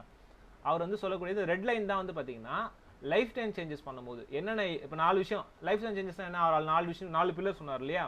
டயட், யோகா, அதாவது யோகா எக்ஸசைஸ், இது எல்லாமே 2வது. 3வது தூக்கம், ஸ்ட்ரெஸ் மேனேஜ்மெண்ட். இந்த 4த்தையும் யார் ஒருத்தர் ப்ராப்பராக பண்ணுறாங்களோ அதுக்கான ரொட்டீன் கொடுக்குறாரு. அந்த ரொட்டீன்ஸ் எல்லாத்தையுமே டீச் பண்ணுறாரு. Is a mentor also. ஹெல்த்துக்கான சூப்பரான மென்டார். இவர்கிட்ட நிறைய பேர் மென்டீஸாக இருக்காங்க. டெல்லோடைய ஃபவுண்டர் கூட அவருடைய கோட் கூட நான் அவருடைய டெஸ்டிமோனியல் கூட உங்களுக்கு எடுத்து வச்சுருக்கேன். ஸோ அவர் வந்து அவ்வளோ விஷயங்கள் சொல்லித்தராரு. அப்போ வந்து இந்த 4 விஷயத்தை வந்து எப்படி பயன்படுத்தணுன்றது ஒரு 1 இயர் கோர்ஸாகவே நடத்தலாம். அவ்வளோ விஷயம் நீங்கள் யூடியூப்பில் டைம் கிடைக்கும்போது பாருங்கள். அந்த லிங்க் இது, ஓகேங்களா? இவர் சொல்லிக் கொடுக்குற விஷயத்தை நான் ரொம்ப சாதாரணமாக சொல்லிடுறேன். அது வந்து அவருடைய முக்கியமான அந்த புத்தகத்தில் இருக்கக்கூடிய முக்கியமான ஒரு பார்ட் இது தான். அதாவது வந்து இதில் என்ன சொல்கிறாருன்னா, ஃபஸ்ட்டு நீங்கள் ஸ்மோக் பண்ணுறீங்களா அப்படின்னா குவிட் பண்ணுங்கன்றார். குவிட் பண்ண முடியல, ஸ்மோக் பண்ணுறேன், மறுபடியும் குவிட் பண்ணுங்கள். எப்போலாம் நீங்கள் ஸ்மோக் பண்ணுறீங்களோ அப்போலாம் குவிட் பண்ணணும்னு நினச்சிட்டே இருங்க. அது குவிட் பண்ணுங்கன்றாரு. நெக்ஸ்ட், அப்படி உங்களால் ஓகே ஸ்மோக் பண்ணல, விட்டுட்டீங்க, அப்போ நோன்னு வந்துட்டீங்க. நோ வந்த பிறகு அடுத்து என்ன சொல்கிறாரு? Sleeping minimum 7 hours night. அப்போது ஸ்மோக் பண்ணால் 7 மணி நேரம் தூங்க முடியாது. ஏன்னா உங்கள் ஹார்மோன்ஸ் நிறைய சேஞ்சஸ் வந்துடும், தூக்கத்துக்கு எடுத்துடும் ஸ்மோக்கிங்கிறத ஞாபகம் வச்சுக்கோங்க. அப்படி வந்த பிறகு அப்புறம் என்ன சொல்கிறாரு? ஸ்லீப்பிங்கை வந்து கரெக்ட் பண்ண போகிறார். ஓகேங்களா? 7 மணி நேரம் மினிமமாக தூங்கணும். மினிமம் 7 hours ஸ்லீப் எசென்ஷியல்னு சொல்கிறார். ஸோ இதை எடுத்துக்கோங்க. நிறைய டாக்டர்ஸ் நிறைய விஷயம் சொல்லியிருப்பாங்க. அந்த 7 hourன்றது மினிமமாக வச்சுக்கோங்க. அப்போது சில பேருக்கு 8 மணி நேரம் கூட 9 மணி நேரம் 9 மணி நேரத்துக்கு மேலே தூங்கினா ஓவர் ஸ்லீப் வந்து உடம்புக்கு ஆகாது, நிறைய பிரச்சனையை கொண்டு வந்துவிடும். அதனால் 7 மணி நேரத்துலேருந்து 9 மணி நேரம், நீங்கள் 8 மணி நேரன்றது ஆவரேஜாக வச்சுக்கோங்க. 8 மணி நேரன்றது ஆவரேஜ் ஸ்லீப்பாக தேவைப்படுது. அப்போ நைட்டு நீங்கள் காலைல 5 மணிக்கு எழுந்துக்கிறோன்னா ரிவர்ஸில் ஒர்க் பண்ணி பாருங்கள், உங்களுக்கு எத்தனை மணிக்கு தூங்கணும் அப்படின்னு சொல்லிட்டு. ஒரு 9 மணிக்கெலாம் நீங்கள் படுத்துட்டிங்கன்னா தான் உடம்பு நல்லாயிருக்கும். இல்லை வந்து இந்த ஸ்லீப்பு கொஞ்சம் மாற்றி கூட எடுத்துக்கலாம். நீங்கள் வந்து உங்களால் நைட் டைமில் தூங்க முடியாது, லஞ்ச் ஹவரில் ஒரு 1/2 hours ஒரு சின்ன நேப் போட முடியும்னா உட்காந்து கூட தூங்கலாம். நீங்கள் படுத்துன்னு தான் தூங்கணும் இல்லை. தூக்கம் என்பது உடம்புக்கு ஓய்வு கொடுக்குது. இது நம்ம யோகாவில் வந்து யோக நித்ரா பற்றி தீபிகா எடுப்பாங்க. யோகா நித்ரா பண்ணுறவங்களுக்கு ஒரு 6 மணி நேரம் 5 மணி நேரமே போதுமான தூக்கமாக இருக்கும். ஏன்னா யோகா நித்ராலேருந்து உங்களுக்கு பயங்கர ரிலாக்ஸேஷன் கிடச்சிரும். ஸோ நீங்கள் யோகா நித்ரா ப்ராக்டிஸ் பண்ணிங்கன்னா உங்களால் வந்து ஸ்லீப் டிஸார்டர்லேருந்து வெளியே வர முடியும். நம்ம அதுக்கப்புறமா தீபிகாவோட செஷனில் யோகா நித்ரா பற்றி பார்ப்போம். ஸோ ஃப்ரீயாக கவர் பண்ணி தரேன்னு சொல்லியிருக்காங்க. அந்த செஷன் அப்போ நம்ம அதை பண்ணலாம், சரிங்களா? நெக்ஸ்ட் வந்து ஸ்லீப்பிங்கை கரெக்ட் பண்ணிட்டீங்க, அடுத்து என்ன பண்ணணுன்றாரு வந்து பார்த்தீங்கன்னா கார்டியோ வாஸ்குலர் டெஸ்ட். அதாவது வந்து triglycerides and LDL test, HDL cholesterol இருக்கும்ல, கொலஸ்ட்ரால் டெஸ்ட்னு சொல்லுவாங்க. அதை எடுத்துட்டிங்கன்னா உங்களுடைய ஹார்ட் எப்படி இருக்குன்னு தெரியும். அது நல்லா இருக்கா இல்லையான்னு பார்க்கணும். சரி கரெக்டாக இருக்குன்னா அடுத்த ஸ்டெப் போயிடலாம். கரெக்டாக இல்லைன்னா டாக்டரை கன்சிடர் பண்ணணும். அதேமாதிரி தூக்கம் கரெக்டாக இல்லை அப்படின்னா என்ன சொல்கிறாருன்னா, நீங்கள் நைட்டு வந்து ப்ளூ லைட்ஸ் அவாய்ட் பண்ணுங்கன்றாரு. ஐயோ நம்ம வந்து அதுக்கு அடுத்த பாட்டில் என்ன பற்றிலாம் பேச போகிறோம், லைட்டு பற்றிலாம் பேச போகிறோம். லைட் வந்து ஒரு கொடுமையான விஷயங்க ஹெல்த்துக்கு. நம்ம நினைக்கிறோம் ஹியூமனோட இன்வென்ஷன்லேயே வந்து பார்த்திங்கன்னா லைட்டு தான் பெஸ்ட் இன்வென்ஷன், லைட் இல்லைனா நம்மளை ஒர்க் பண்ண முடியுமா? ஆனால் லைட்டுன்னு ஒரு விஷயத்தை கண்டுபிடிக்கலாம், மனுஷன் ஆரோக்கியமாக இருந்திருப்பான். லைட்டை கண்டுபிடிச்ச பிறகு மனுஷனோட உடலில் அவ்வளோ பிரச்சனைகள் வருது. அதுக்கெலாம் காரணம் பின்னாடி நான் சொல்ல போகிறேன், சரிங்களா? அப்போ வந்து நைட் டைமில் அட்லீஸ்ட் ப்ளூ லைட்டை அவாய்ட் பண்ணிடுங்க. என் சிஸ்டம்லாம் வந்து நான் அது தெரிஞ்சுக்கிட்ட பிறகு வார்ம் மோடுக்கு மாற்றிட்டேன். கொஞ்சம் நல்லா பழகிடுச்சு. இப்போ எனக்கு வித்தியாசமே தெரியல, எனக்கு கூலுக்கும் வார்முக்கும் அளவு வித்தியாசமே தெரியல. கண் அடாப்ட் ஆகிடுச்சு. நம்ம கண் அடாப்ட் பண்ணிக்கும். ஃபோனில் வந்து ரீடிங் மோட்னு ஒரு மோடு இருக்கும், இல்லைனா வந்து வார்ம்னு ஒரு மோடு இருக்கும். அந்த மோடு வச்சுக்கோங்க நைட் டைமில். இல்லை ஆட்டோமேட்டிக்காக செட் பண்ணுறதுக்கு ஆப்லாம் இருக்குது. சிஸ்டம் யூஸ் பண்ணுறீங்கன்னா வார்ம் மோடில் வச்சு யூஸ் பண்ணுங்கள். ப்ளூ லைட் வந்து ரொம்ப ப்ளூ லைட் யூஸ் பண்ணிங்கன்னா நம்ம மெலட்டோனின் அப்படின்னு ஒரு சுரப்பி இருக்குது, அதுதான் தூக்கத்துக்கானது. நம்மளை தூங்க விடாமல் பண்ணிட்டோம். நைட் டைமில் ஃபோன் யூஸ் பண்ணிங்கன்னா தூக்கம் வராதுக்கு இந்த மெலட்டோனின் சுரக்காமல் இருக்கிறதுக்கு இந்த ப்ளூ லைட் ஒரு காரணம். வீட்டிலலாம் பார்த்தீங்கன்னா இந்த எல்இடி லைட் போடுறீங்க, அது மோஸ்ட்லி ப்ளூ தான் எமிட் பண்ணோம். நான் எங்கள் வீட்டுக்கு என்ன பண்ணிட்டேன் அப்படின்னா, இதுக்கு மேலே வந்து ஒரு எல்லோ கலர் கவர் நம்ம டிரான்ஸ்பரண்ட் ஷீட் இருக்கும், அந்த ஷீட் வாங்கி வந்து ஒட்டிட்டேன். ஸோ அது போட்ட பிறகு பார்த்தீங்கன்னா இந்த பிரச்சனைலாம் இல்லை, ரொம்ப நல்லா இருக்கேன் நான். ஸோ முடிஞ்ச வரைக்கும் இதை ஃபாலோ பண்ணுங்கள். இந்த எல்லோ லைட்ஸ் யூஸ் பண்ணுங்கள். முன்னாடி இன்கேண்டசன் பல்ப்லாம் இருக்கும், நம்ம எல்இடி வந்து லைஃப் சேவிங்கு. வார்ம் கிடைக்குது எல்இடியில், அது யூஸ் பண்ணுங்கள். வார்ம் கிடைக்கல அப்படின்னா வந்து என்ன பண்ணுங்கள், நீங்கள் வந்து ஒன்றும் இல்லை, ஒரு 5 ரூபா தான் அந்த எல்லோ கலர் டிரான்ஸ்பரண்ட் ஷீட் இருக்கும், அதை வந்து லைட்டுக்கு மேலே வந்து போட்டுருங்க. அது மெல்ட் ஆகாத பார்த்துக்கோங்க, சிலது மெல்ட் ஆகிற மாதிரி அதை மட்டும் இல்லாமல் செக் பண்ணி இந்த லைட்டுக்கு மேலே அது ஃபிக்ஸ் பண்ணிட்டீங்கன்னா ஒரு எல்லோ டோன் இருக்கும். எல்லோ டோனில் வந்து வார்மில் வந்தீங்கன்னா பிரச்சனை கிடையாது, சரிங்களா? இதுதான் வந்து நம்ம டாக்டர் சொல்லக்கூடிய விஷயம் தூக்கத்தை பொறுத்த வரைக்கும். அப்புறம் ஹார்ட் வந்து HDL கொலஸ்ட்ரால் லெவல்லாம் கரெக்டாக இருக்கான்னு செக் பண்ணிக்கணும். எல்லாருமே நம்மளாம் பிரச்சனை கிடையாது, நம்ம யங்ஸ்டர்னு நினைக்க தேவை. LDL லெவல் செக் பண்ணிக்கோங்க. கொலஸ்ட்ரால்லாம் எப்படி இருக்குன்னு செக் பண்ணிட்டு உங்களுடைய ஹார்ட் ஹெல்த்தை பார்த்துக்கோங்க. வெயிட் அதிகமாக இருக்கும், கம்பல்சரி பார்த்துக்கோங்க. சரி, ஓகே. அடுத்தது வந்து அதுவும் நல்லா இருக்குது அப்படின்னு சொல்லிட்டீங்க அப்படின்னா வந்து நம்ம என்ன பண்ணணும், அடுத்தது எமோஷ்னலி ஹெல்த்தாக இருக்குமா பார்க்கணும். நம்மளுக்கு எமோஷ்னலாக வந்து ஹெல்த்தியாக இருக்கும், நம்மளுக்கு வந்து கோவம் வருது, அடிக்கடி இரிட்டேட் ஆகிறோம், ரொம்ப ஸ்ட்ரெஸ்ஸாக இருக்குது, இப்படிலாம் இருக்குன்னா உங்களுக்கு அது மாதிரி இல்லைன்னா நீங்கள் வந்து தெரப்பிஸ்ட்டை போய் பார்க்கணும். ஸோ தெரப்பிஸ்ட்லாம் பார்க்க முடியல அப்படின்னாலும் நீங்கள் வந்து பேசிக்காக நிறைய இடங்களில் ஃப்ரீயாக இந்த மாதிரி விஷயங்கள்லாம் பண்ணுறாங்க. ஸோ எங்கள் வீட்டு பக்கத்தில் செட்டிநாடு ஒரு ஹாஸ்பிட்டல் இருக்குது, அந்த ஹாஸ்பிட்டல் வந்து பார்த்திங்கன்னா நான் போய் பார்த்தேன்.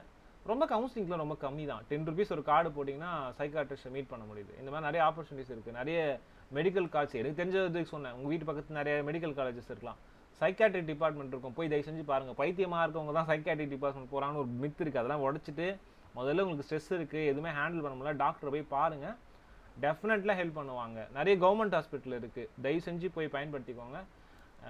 காசு கொடுத்து தான் அதெல்லாம் பெருசாக பண்ணணும் இல்லை. முதல்ல ஒரு சைக்காட்ரிஸ்ட்டை போய் பாருங்கள், உங்களுக்கு எதாவது பிரச்சனை இருக்குன்னா அவங்க சொல்யூஷன்ஸ் கொடுக்குறாங்க, நோட் பண்ணிக்கோங்க. அது போக லைஃப் ஸ்டைல் சேஞ்சஸ் பண்ணுங்கள். திருக்குறள் இருக்குது, திருக்குறள் மாதிரி ஒரு சிறந்த விஷயம் கிடையாது. ஔவையாருடைய படைப்புகள் எல்லாமும் நமக்கு நிறைய சொல்யூஷன்ஸ் கொடுக்கும். நம்ம டெய்லியும் செஷன் அட்டன் பண்ணுறோம், நிறைய விஷயம் கற்றுக்க போகிறோம். அதனால் இந்த மாதிரி விஷயங்கள்லாம் பண்ணி நீங்கள் வெளியே வந்துடலாம். எமோஷனல் ஹெல்த் இல்லைன்னா அதுலேருந்து வெளியே வர வேண்டியது ரொம்ப ரொம்ப அவசியம், சரிங்களா? இது முடிச்சோன்னா நான் உங்களுக்கு ஃபார்ம் போடுவேன், அந்த ஃபார்மில் வந்து உங்களுக்கு எதாவது பிரச்சனைகள் இருக்கான்னு சொல்லுங்கள். இதில் இருந்துச்சுன்னா அதை பற்றி நம்ம விஷயங்கள் பார்ப்போம். ஏதாவது நம்ம டாக்டர்ஸ் கூட ஸ்பெஷல் செக்ஷன்ஸ் அரேஞ்ச் பண்ண முடியுதான்னு வி கேன் ட்ரை, சரிங்களா? நானும் சர்க்கிளில் ட்ரை பண்ணி பார்க்குறேன். உங்கள் ஃப்ரெண்ட்ஸ் யாருன்னா டாக்டர்ஸ் இருந்தாங்கன்னா அவங்க சஜஸ்ட் பண்ணுங்கள், நம்ம இதை பற்றி பேசுவோம். மென்டல் ஹெல்த் பற்றி நம்ம கண்டிப்பாக பேசணும். முடிஞ்ச வரைக்கும் ஏதாவது சைக்காட்ரிஸ்ட் நம்ம இந்த மாதிரி செஷன்ஸ் பண்ணுறோம் அப்படின்னு கூப்பிட்டு வர முடியுதான்னு ஐ வில் ட்ரை. ஸோ இந்த மாதிரி ப்ராப்ளம்ஸ் இருக்கவங்க எனக்கு சொன்னீங்கன்னா சர்வே எடுத்துகிட்டு I will help on the spot, சரிங்களா? அடுத்தது வந்து சரி எனக்கு நல்லா இருக்கேன், சைக்காட்ரிக் ஹெல்த் நல்லா இருக்குது அப்படின்னா உடம்பு ஹெல்த் ஆகிறதுக்கு ஸ்ட்ரென்த் ட்ரைனிங் வாரத்துக்கு வந்து பார்த்தீங்கன்னா ஃபஸ்ட்டு என்ன சொல்கிறாரு, 2 to 4 times per week strength training பண்ணணும்னு சொல்கிறாரு. ஓகே, நான் அப்படி பண்ணிட்டேன் அப்படின்னா Zone 2க்கு போங்கன்றாரு. ஓகே, அதுக்கடுத்து என்ன Zone 2ல் சொல்கிறாருன்னா work long time session like 40 to 75 minutes work அவுட்ஸ்லாம் போகணும் அப்படின்னு சொல்கிறாரு. அதுக்கு அடுத்தது அதுவும் பண்ணிட்டீங்க, அந்த செஷனுக்கு அப்புறம் அதுக்கப்புறம் ஸ்டேஜ் என்ன அப்படின்னு பார்த்தீங்கன்னா the next stage is VO2. அது வந்து maximum 4 minutes of the maximum effort you sustain to period 4 minutes walking rest repeat until 20 minutes அப்படின்னு சொல்கிறாரு. 20 minutes செஷன்ஸ் இருக்குது. ஸோ இங்கே ஒரு வீடியோ இருக்குது, நான் சொல்கிறேன், அதில் வந்து இதை பற்றி டீட்டெயில்டாக இருக்கும். சிம்பிளாக இப்படி புரிஞ்சுக்கோங்களேன். முதல்ல ஸ்மோக்கிங் விட சொல்கிறாரு, அப்புறம் தூக்கத்தை இம்ப்ரூவ் பண்ண சொல்கிறாரு. தூக்கம் முடிஞ்சோடனே ஹார்ட் ஹெல்த் கரெக்டாக இருக்கான்னு செக் பண்ண சொல்கிறாரு. ஹார்ட் ஹெல்த் கரெக்டாக இருக்குது அப்படின்னா வந்து ஹார்ட் ஹெல்த் செக் பண்ணாமல் ஓடலாம் கூடாது, ஃபிசிக்கல் எக்ஸசைஸ்லாம் பண்ணக்கூடாது, சரிங்களா? அதனால் அதெல்லாம் முடித்த பிறகு எமோஷனல் ஹெல்த் எப்படி இருக்குன்னு பார்க்குறாரு. எமோஷனல் ஹெல்த் நல்லா இருந்த பிறகு தான் பாடிக்கே வரணும். எடுத்த உடனே ஜிம்முக்குலாம் போகக்கூடாது. அப்புறமா தான் ஸ்ட்ரென்த் ட்ரைனிங் வரணும். ஸ்மோக்கிங் விடாமல் நீங்கள் ஜிம்முக்கு போய் எந்த யூஸும் கிடையாது. ஏற்கனவே உடம்பு ஒரு பக்கம் ஸ்மோக் பண்ணி கெட்டு போய் கிடக்கும், இன்னொரு பக்கம் ஜிம்முக்கு போகிறேன்னு சொல்லிட்டு அதை வந்து மூச்சு தான் இறைக்கும். சரிங்களா, அதெல்லாம் கொஞ்சம் கொஞ்சமாக கரெக்ட் பண்ணிவிட்டு, தூக்கத்தை கரெக்ட் பண்ணிவிட்டு, எமோஷன்ஸை கரெக்ட் பண்ணிவிட்டு, கடைசியாக வாங்க பாடிக்கு அப்படின்றாரு. ஸோ டாக்டர் சொல்லக்கூடிய இந்த டிப்பு தான் இந்த புத்தகத்துலேருந்து மிகப்பெரிய லேர்னிங்காக நம்ம எடுத்துக்க வேண்டியது. ஓகேங்களா, இது வரைக்கும் புரிஞ்சுதுன்னா ஒரு தம்ஸ் அப் போடுங்க. Super, nice. அடுத்தது இவர் சொல்லிக் கொடுக்குற அந்த மென்டார்ஷிப் ப்ரோக்ராமில் யாருன்னு பார்த்தீங்கன்னா மைக்கேல் டெல்லோடைய சிஇஓங்க. இவர் ஃபவுண்டர் அண்ட் சிஇஓ. இவர் என்ன சொல்லியிருக்காரு, இந்த பாட்காஸ்ட் பற்றி இவர் சொல்லியிருக்காரு. இவர் podcast like massive gift to humanity, மனுஷனுக்கு கிடைச்ச ஒரு மிகப்பெரிய பொக்கிஷம். நான் இது வந்து I been enjoying them very much, நான் இது ரொம்ப என்ஜாய் பண்ணுறேன்னு சொல்கிறாரு. இந்த பாட்காஸ்ட்கான பிளேலிஸ்ட் இருக்குது, நான் அனுப்பி விட்றேன். கிட்டத்தட்ட 300 வீடியோ கிட்ட இருக்குங்க பாட்காஸ்ட் டெய்லி. ஆனால் இது ஃபுல்லாக நீங்கள் இங்கிலீஷ் கற்றுக்கணும்னு நினைக்கிறவங்களுக்கு இது யூஸ்ஃபுல்லாக இருக்கும். அதே மாதிரி ஹெல்த்தை பற்றி தெரிஞ்சுக்கணும்னு நினைக்கிறவங்களும் யூஸ்ஃபுல்லாக இருக்கும். டைம் கிடைக்கும் போதெல்லாம் கேளுங்க, அந்த பாட்காஸ்ட் ரொம்ப பயனுள்ளதாக இருக்கும். இந்த டாக்டர் கொடுத்துருக்காரு, நிறைய விஷயங்கள் சொல்லி கொடுத்துருக்காரு. ஹெல்த்தை பற்றி தெரிஞ்சுக்கோங்க. ஃபிட்னஸில் இருக்கவங்க, ஜிம் பண்ணுறவங்க, யோகா பண்ணுறவங்க எல்லாரும் தெரிஞ்சுக்க வேண்டிய ஒரு சூப்பரான புக் இது. அண்ட் சூப்பரான சைட் அவருடைய ஃப்ரீயாக கொடுக்குறாரு பாட்காஸ்ட், யாரும் கொடுக்க மாட்டாங்க. டெல்லோட ஃபவுண்டர் அதுக்கான டெஸ்டிமோனியல் கொடுத்துருக்காரு. அது ஒரு நல்ல இன்னைக்கு நாங்கள் I want to give this for you all. So இந்த கிஃப்ட் நீங்கள் எடுத்துக்கோங்க, எடுத்துகிட்டு அழகாக ஒர்க் அவுட் பண்ணுங்கள், நான் ஹெல்த்தை டெவலப் பண்ணிக்கோங்க. சரிங்களா, இந்த ஹேபிட் எப்படி ஃபார்ம் பண்ணுங்கள், நான் ஃபார்ம் ஃபில் பண்ண கொடுக்குறேன், அதை செஷன் முடிச்சோன்னா ஃபில் பண்ணுங்கள். அப்போ ஹெல்த்னா என்ன அப்படின்னு பார்ப்போம். What is health? ஓகேவா, ஹெல்த்ன்றது என்னன்னு பார்த்தீங்கன்னா dynamic state of physical, mental, social wellbeing. ஹெல்த்னா நம்ம என்ன சொல்லுவோம், உடம்பு மட்டும் நினச்சிட்டு இருப்போம், கிடையவே கிடையாது. மென்டல் ஹெல்பீயிங் சேர்ந்து அதை தாண்டி இன்னொரு விஷயம் சொல்கிறாங்க, சோஷியல் வெல்பீயிங்னு சொல்கிறாரு. அப்புறமா வந்து லைஃப் ஸ்டைல்னால ஹெல்த் வந்து பாதிக்கப்படுது. Health is influence by lifestyle choices. நம்ம லைஃப்பில் பண்ணுற விஷயம், ஜெனடிக்ஸ், நம்ம அப்பா அம்மா சுகர் இருந்தால் நம்மளுக்கு வரலாம், genetics. Environmental factor, pollution affect பண்ணலாம் ஹெல்த்தை. நல்ல இடத்துல இருக்கணும். இன்றைக்கி பொல்யூஷன்றது எங்கள் உலகத்தில் நம்ம எங்கே வந்து சென்னை மாதிரி சிட்டிலாம் பொல்யூஷன் எவ்வளோ அதிகமாக இருக்குது. டெல்லியில் யோசிச்சு பாருங்கள், டெல்லியில் வாழ்றவங்களோட வாழ்க்கையெல்லாம் அவங்க எல்லா விஷயங்களும் கரெக்டாக பண்ணால் கூட வாழ முடியுமா? என்வாயன்மெண்ட் இருந்து முக்கியங்க. இன்றைக்கி எடுத்துக்கிட்டு இருக்கோம், என்வாயன்மெண்ட் சரியெல்லாம் வாழவே முடியாது. நம்ம எதிர்காலத்தை யோசிச்சு பார்க்க முடியல. இன்றைக்கி டெம்பரேச்சர் அவ்வளோ சுடுது, நோய்கள் வருது, ஹீட் ஸ்ட்ரோக் வந்து மனுஷன் சாகுறான். இன்னும் எவ்வளோ ஆகுமோ தெரியாது. ஆனால் என்வாயன்மெண்ட் இஷ்யூஸ், ஜெனட்டிக்ஸு, அப்பா அம்மா நம்மளை உடம்புக்கு எடுத்து விட்டு போயிடுவாங்க. அவங்க நம்ம அடுத்து அவங்க விட்டுருங்க, அவங்க ஜென்ரேஷன் நம்ம ஜென்ரேஷன் பண்ணிட்டோம். நம்ம குழந்தைங்களோட ஹெல்த் நம்ம பார்க்கணும் இல்லையா? இப்போயே தப்பான பழக்க வழக்கங்கள், தப்பான சாப்பாடு, தப்பான உணவு முறை, இதெல்லாம் சாப்பிட்டு நம்ம குழந்தைங்களோட ஜெனட்டிக்ஸ் நம்ம பாதிக்கணுமா? நம்மளோட ஜெனட்டிக்ஸ் குழந்தைங்களை பாதிக்கும், தெரிஞ்சுக்கோங்க. அதுக்கப்புறமா வந்து healthy habits, preventive measures, responsive health care, இதெல்லாம் பண்ணி நீங்கள் ஹெல்த்தை பாதுகாத்தணும். ஹெல்த்ன்றது ஃபிசிக்கல், மென்டல், சோஷியல் வெல்பீயிங் அப்படின்னு சொல்கிறாங்க. ஹெல்த்ன்றது கிட்டத்தட்ட 8 வகையான ஹெல்த் இருக்குது. Public health, physical health. நம்ம ஃபிசிக்கல் ஹெல்த் தான் ஹெல்த்னு நினச்சிட்டு இருப்போம். சமூகம் சார்ந்த ஹெல்த் இருக்குது. கொரோனாலாம் வந்துச்சு, பப்ளிக்கில் ஒருத்தர் எஃபெக்ட் ஆனால் நீங்கள் எஃபெக்ட் ஆவீங்களா? பப்ளிக் ஹெல்த்தாக தான் நம்ம ஹெல்த் ஆக முடியும். பக்கத்தில் ஒருத்தர் ஆச்சுன்னு ஒரு இருமல் முடிஞ்சு போச்சு, நம்ம கதை முடிஞ்சிச்சு. சரிங்களா, ஃபிசிக்கல் ஹெல்த்து. ரெண்டாவது மென்டல் ஹெல்த்து, மனநிலைமை. சோஷியல் ஹெல்த்துன்றது என்ன? சமூகத்தில் இருக்கக்கூடிய ஏற்றத்தாழ்வுகள் இல்லாமல் எல்லாரும் அனநம்பியாக பழகி எல்லா விஷயங்களும் எல்லாருக்கும் நல்லது நடக்கக்கூடிய விஷயங்களாக இருக்குது. சோஷியல் வந்து ஹெல்த்தாக இல்லைன்னா நம்மளால ஹெல்த்தாக இருக்க முடியாது. யோசிச்சு பாருங்கள், நீங்கள் வந்து ஒரு நாட்டில் இருக்க, சோமாலியா மாதிரி ஒரு நாட்டில் இருக்கீங்க, பக்கத்தில் இருக்க மனுஷன் உணவு இல்லாமல் இருப்பான், அவங்க என்ன பண்ணுவான்? நீங்கள் பாதுகாப்பாக இருக்க முடியுமா? கையில் சாப்பாடு வச்சுருந்தா கூட திக்குன்னு இருக்கும். அப்போல்லாம் யோசிச்சு பாருங்கள், சோஷியல் ஹெல்த்துன்றது எவ்வளோ இம்பார்ட்டன்ட் அப்படின்னு. இன்டலெக்சுவல் ஹெல்த்துங்க, படிப்பு, அறிவு, அது இருக்கணும். அது இல்லைன்னா நம்மளை ஏமாற்றிடுவாங்க இந்த உலகத்தில். எதுவுமே இல்லாமல் ஒரு ஊசியை போட்டு ஐயோ முடிஞ்சிச்சுன்னுருவாங்க. நீ இப்போ பார்த்தீங்கன்னா வந்து வேக்சினேஷன் பண்ணவங்க நிறைய எஃபெக்ட் வருது அப்படிலாம் இப்போ வந்து பேப்பரில் படிக்க முடியுது. அப்போ எது முக்கியம்? எந்த வேக்சினேஷன் பண்ணணும்? கோவிஷீல்டு பண்ணணுமா, கோவேக்சின் பண்ணணுமா? இந்த விஷயம் நம்மளுக்கு தெரியலன்னா அந்த காலத்தில் இதுக்கு எது பெஸ்ட்டுன்னு நமக்கு தெரியணும், அது நாலேஜ் இருக்கணும். ஏதோ ஒன்று போடுங்க அப்படிலாம் இருக்கக்கூடாது. இன்டெலெக்சுவல் ஹெல்த்துன்றது ரொம்ப இம்பார்ட்டன்ட். இன்டெலெக்சுவல் நம்ம ஹெல்த்தை ரொம்ப அஃபெக்ட் பண்ணணும்னு தெரிஞ்சுக்கோங்க. அப்புறம் ஆக்குபேஷனல் ஹெல்த்து, ஸோ உங்களோட வேலை சார்ந்த விஷயங்கள், அதில் இருக்கக்கூடிய ஹெல்த்து. ஸ்பிரிச்சுவல் ஹெல்த்து, அப்புறம் என்வாயன்மெண்டல் ஹெல்த்து. இந்த 8 ஹெல்த்தும் சேர்ந்தாதாங்க மொத்தமாக ஹெல்த்து, இல்லைன்னா அது பேர் ஹெல்த்தே கிடையாது. சரி, ஓகே. அப்போ மொத்தமாக 4 கேட்டகரியாக பிரிச்சுக்கலாம். ஃபிசிக்கல் ஹெல்த்து வந்து பார்த்திங்கன்னா உங்களுக்கு ஃபிசிக்கல், அதில் வந்து பார்த்திங்கன்னா போனு, மசில்ஸு, உங்களோட வெயிட் கண்ட்ரோல், இதெல்லாம் பேசுகிறது வந்து ஃபிசிக்கல் ஹெல்த்து. உங்களுக்கு anxiety, depression, stress level, sleep, relaxation, இதை பற்றிலாம் பேசுகிறது mental health. Social integration, friendship, எப்படி நீங்கள் எல்லாரும் கூட நல்லா பழகுறீங்களா, எல்லாரும் கூட நான் இயல்பாக பேச முடியுதா, எல்லாரும் கூட இனிமையாக பழக முடியுதா, உங்களோட ஃபேமிலியோட நல்லா டைம் ஸ்பெண்ட் பண்ண முடியுதா, ஃபேமிலியோடு நீங்கள் எப்படி பழகுறீங்க, ஃபேமிலியில் இருக்கவங்களோட உங்களுடைய உறவு முறை எப்படி இருக்குது, இதெல்லாம் சோஷியலுக்குள்ளே வரும். ஃபேமிலி, ஃப்ரெண்ட்ஸு, சொசைட்டி, இதெல்லாம். சில பேரால் வந்து வெளியே போய் எளிமையாக பேசவே முடியாது, பயப்படுவாங்க. மக்களை பார்த்தாலே பயமாக இருக்கும், புது ஆட்களோட பழக முடியாது. அப்போல்லாம் அவங்ககிட்ட சோஷியல் வெல்பீயிங் இல்லைன்னு அர்த்தம். அதுக்கு ஏதாவது பிரச்சனை இருக்கும். நீங்கள் இந்த சித்தான்னு ஒரு படம் வந்துச்சு, அந்த படம் பார்த்தீங்கன்னா தெரியும். ஒரு குட்டி பொண்ணு இருப்பா, அந்த பொண்ணு வந்து அவளுக்கு வந்து ஒரு ஹராஸ்மெண்ட் நடக்கும். அதுக்கப்புறமா வந்து பார்த்தீங்கன்னா அவங்க ஃபேமிலியை பார்த்து பயப்படுவா. இந்த மாதிரி விஷயங்கள்லாம் இருக்குங்க. பெண்களுக்கு வந்து இயக்கப்படக்கூடிய அநீதிகள் வந்து பார்த்தீங்கன்னா சோஷியல் வெல்பீயிங் வந்து ரொம்ப அளவுக்கு கெடுக்குது. நம்ம இதுக்கு எதிராக நம்ம குரல் கொடுக்கணும் அப்படின்றத நம்ம தெரிஞ்சுக்கணும். சரிங்களா? அடுத்து எமோஷனல் வெல்பீயிங். எமோஷனல் வெல்பீயிங்கிறது நம்மளோட கான்ஃபிடென்ட் எப்படி இருக்குது, நம்மளை பற்றி நம்ம எப்படி நினைக்கிறோம், எப்படி ஹாப்பியாக இருக்குமா, ஹாப்பியாக இல்லாமல் இருக்கிறோமா, அப்புறம் பாசிட்டிவான மைண்ட் செட் இருக்கா இல்லையா, இதெல்லாம் நீங்கள் எமோஷனல் வெல்பீயிங் இந்த 4மே இருந்துச்சுன்னா நீங்கள் ஹெல்த்தியாக இருப்பீங்க. இதெல்லாம் ஒன்று எஃபெக்ட் ஆனாலும் மற்றது ஆட்டோமேட்டிக்காக எஃபெக்ட் ஆகும். சில பேருக்குலாம் வந்து பார்த்திங்கன்னா உடம்புல எந்த பிரச்சனையும் இருக்காது. அந்த படம் பார்த்தீங்கன்னா தெரியும். அந்த பொண்ணு வந்து எப்படி நடந்துப்பா, ஒரு அப்நார்மலாக ஒரு விஷயம் நடக்குதுன்னா, ஹராஸ்மெண்ட் நடக்குதுன்னா அவளுக்கு வந்து ஃபிசிக்கலாக மென்டலாகவும் அஃபெக்ட் ஆவா, ஃபிசிக்கலாகவும் அஃபெக்ட் ஆவாங்க. ஸோ அப்போ சோஷியல் வெல்பீயிங்ன்றது முக்கியன்றது தெரிஞ்சுக்கோங்க. ஏன்னா மற்ற வெல்பீயிங் பற்றி நம்மளுக்கு தெரியும் ஓரளவுக்கு. உடம்பு சரியில்லைனா மென்டல், உடம்பு மனசும் சரி இருக்காது. மனசு சரியில்லை அப்படின்னா நீங்கள் அடுத்தவங்க மேலே வல்லுன்னு விழுவீங்க, கோவப்படுவீங்க. சில பேர் வயசானவங்களாம் பார்த்தீங்கன்னா திட்டுவாங்க. அவன் வந்து சுகர் இருக்குன்னு வச்சுக்கோங்களேன், ஒரு மாதிரி நம்ம ஊரில் சொல்லுவாங்க 40 வயசுக்கு மேலே வேணால் நாய் பழக்கம்னு சொல்லுவாங்க.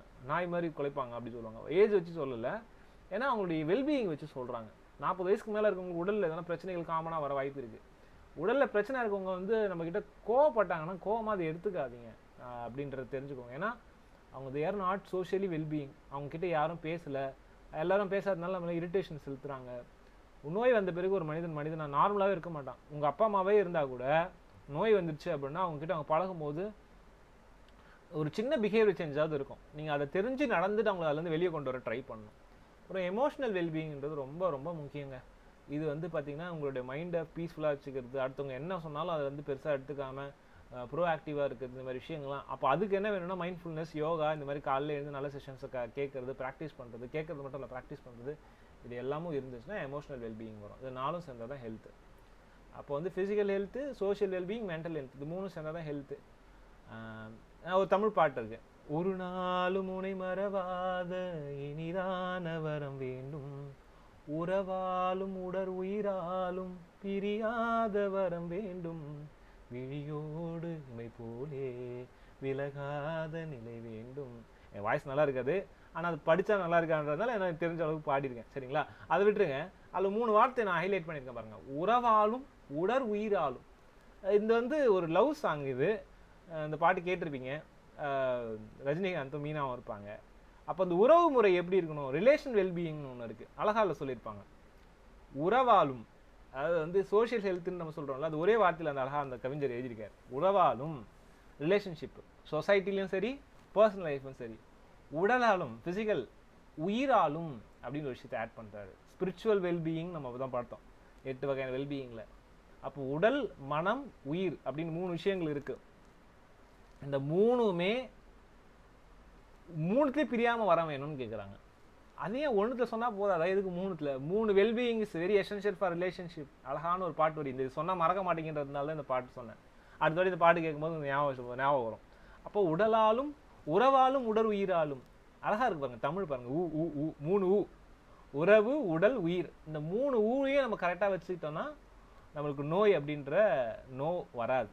சரிங்களா? அதனால் வந்து வரம் வேண்டும், அதாவது இன்னொன்று சொல்கிறாரு, பிரியாத வரம் வேண்டும், விழியோடு இமை போலே. ஓகேங்களா? விழினா நம்மளுடைய கண்ணுக்கு மேலே இவை இருக்குல்ல, ப்ரொடெக்ட் பண்ணுதில்ல, அந்த மாதிரி இந்த வெல்பீயிங்கை ப்ரொடெக்ட் பண்ணக்கூடிய உன்னோட ரிலேஷன்ஷிப் எனக்கு வேணும். என்ன ஒரு அழகான பாடல் வரிகளில். ஸோ இது ஞாபகம் வச்சுட்டிங்கன்னா இந்த ஹெல்த்துன்றது புரிஞ்சிடும். ஹெல்த்தை பற்றி தமிழ் பாட்டு ஒன்று. சரி, எப்போ இந்த ஆர்ட்ன்றதை நம்ம ஆட் பண்ணோம் இல்லையா, அதனால் நம்ம ஏதாவது இந்த ஃபீல்டில் இருக்கோன்றதுக்கு ஏதாவது சில விஷயம் பண்ணோம்ல, அதனால் இந்த விஷயங்களை ஆட் பண்ணியிருக்கேன். பிடிச்சிருக்கோன்னு நினைக்கிறேன். Okay, next social health. Social wellbeing பற்றி பார்த்தோம். பேரண்ட்ஸ், சிப்ளிங்ஸ், ஃப்ரெண்ட்ஸோட ஒன்றா இருக்கிறது, மேக்கிங் அண்ட் கீப்பிங் ஃப்ரெண்ட்ஸ், நிறைய ஃப்ரெண்ட்ஷிப் வளர்த்துக்கிறது, நல்ல மனிதர்களோட பழகிறது, நல்ல பீப்புளோட கனெக்ட் ஆகிறது, ஸ்கூல் மேட்ஸ் அண்ட் ஹாபிஸ் வச்சுக்கிறது, ஆக்டிவிட்டீஸ் கிளப்புக்கு போகிறது, இந்த மாதிரி நிறைய விஷயங்கள் பண்ணணும்னு சொல்லிட்டு சோஷியல் ஹெல்த் சொல்கிறோம். இதெல்லாம் பண்ணால் தான் நம்ம ஹாப்பியாக இருப்போம். இதில் எதுவுமே பண்ணல, நான் பாட்டுன்னு இருக்கேன், தனியாக இருக்கேன் அப்படின்னா நோய் வந்துட்டு தாங்க இருக்கும். நல்ல மனிதர்களோட உறவுகளை ஏற்படுத்திக்கங்க. நல்ல மனிதர்களே கிடைக்கலாம், இருக்கவே இருக்குது புத்தகங்கள், நிறைய வீடியோஸ் இருக்குது, நிறைய செல்ஃப் மோட்டிவேஷன் வீடியோஸ் இருக்குது. நல்ல நம்மளுக்கு ஒரு குரூப் அமைச்சிருக்கோம், கம்யூனிட்டி இருக்குது, அந்த கம்யூனிட்டி யூஸ் பண்ணிக்கோங்க. நீங்களும் ஒரு கம்யூனிட்டியை ஃபார்ம் பண்ணுங்கள். நல்ல விஷயங்களை சொல்லுங்கள், பரப்புங்க. Social health is very important. இந்த குழு ஆரம்பிச்சு, இந்த குரூப் ஆரம்பிச்சதுக்கான இன்னொரு நோக்கம் சோஷியல் வெல்பீயிங். சரிங்களா? அடுத்தது பெஸ்ட் டைம் டு ஈட். எப்போ தான் சாப்பிட்றது அப்படின்னு கேட்டிங்கன்னா, அது டைம்லாம் கிடையாது. இருந்தாலும் ஐடியல் டைம் வந்து பார்த்தீங்கன்னா காலையில் 7 to 8 சாப்பிட்ருங்க. காலைல 6 மணி எழுந்துக்கிறவங்களா இருந்தால், இல்லை நீங்கள் எப்போ எழுந்துறீங்களோ அப்போ வந்து 30 minutesக்குள்ளே சாப்பிட்ருங்க. மேக்ஸிமம் 10 o'clock தாண்டி சாப்பிடாதீங்க பிரேக்ஃபாஸ்ட். 10 o'clock முன்னாடி சாப்பிட்டா தான் பிரேக்ஃபாஸ்ட். அப்புறமா அதுக்கு மேலே சாப்பிட்டீங்கன்னா அது லஞ்ச் ஆகிடும். Ideal time for lunch is 12:30 to 2 PM. அப்போ 4 hours இருக்கணும். நீங்கள் பிரேக்ஃபாஸ்ட் சாப்பிட்டது வந்து 4 hour டைம் எடுத்துக்கோங்க. ஜென்ரலாக அப்படின்னு எடுத்துக்கலாம். 4 மணிக்கு மேலே சாப்பிட்டிங்கன்னா அது பேர் லஞ்ச் கிடையாது. டின்னர் 6 to 9 மணின்னு சொல்கிறாங்க. இது இன்னும் கூட கம்மி பண்ணுங்கள். 6 to 7, 8 மணிக்கு மேலே சாப்பிடாதீங்க. மேக்ஸிமம் 9 மணி, அதுக்கு மேலே தாண்டாதீங்க. ஒஸ்ட்டு 10 மணி. 10 மணிக்கு மேலே நைட் எதுவுமே சாப்பிடக்கூடாது. நைட் ஷிஃப்ட் போகிறேன் சார், என்ன பண்ணுறது அப்படின்னா, நீங்கள் வந்து 3 hours தூங்கறதுக்கு 3 மணி நேரம் முன்னாடி அப்படின்னு எடுத்துக்கணும். இது 3 விஷயம் எடுத்துக்கோங்க. 2 டைமிங் சொல்கிறோம்.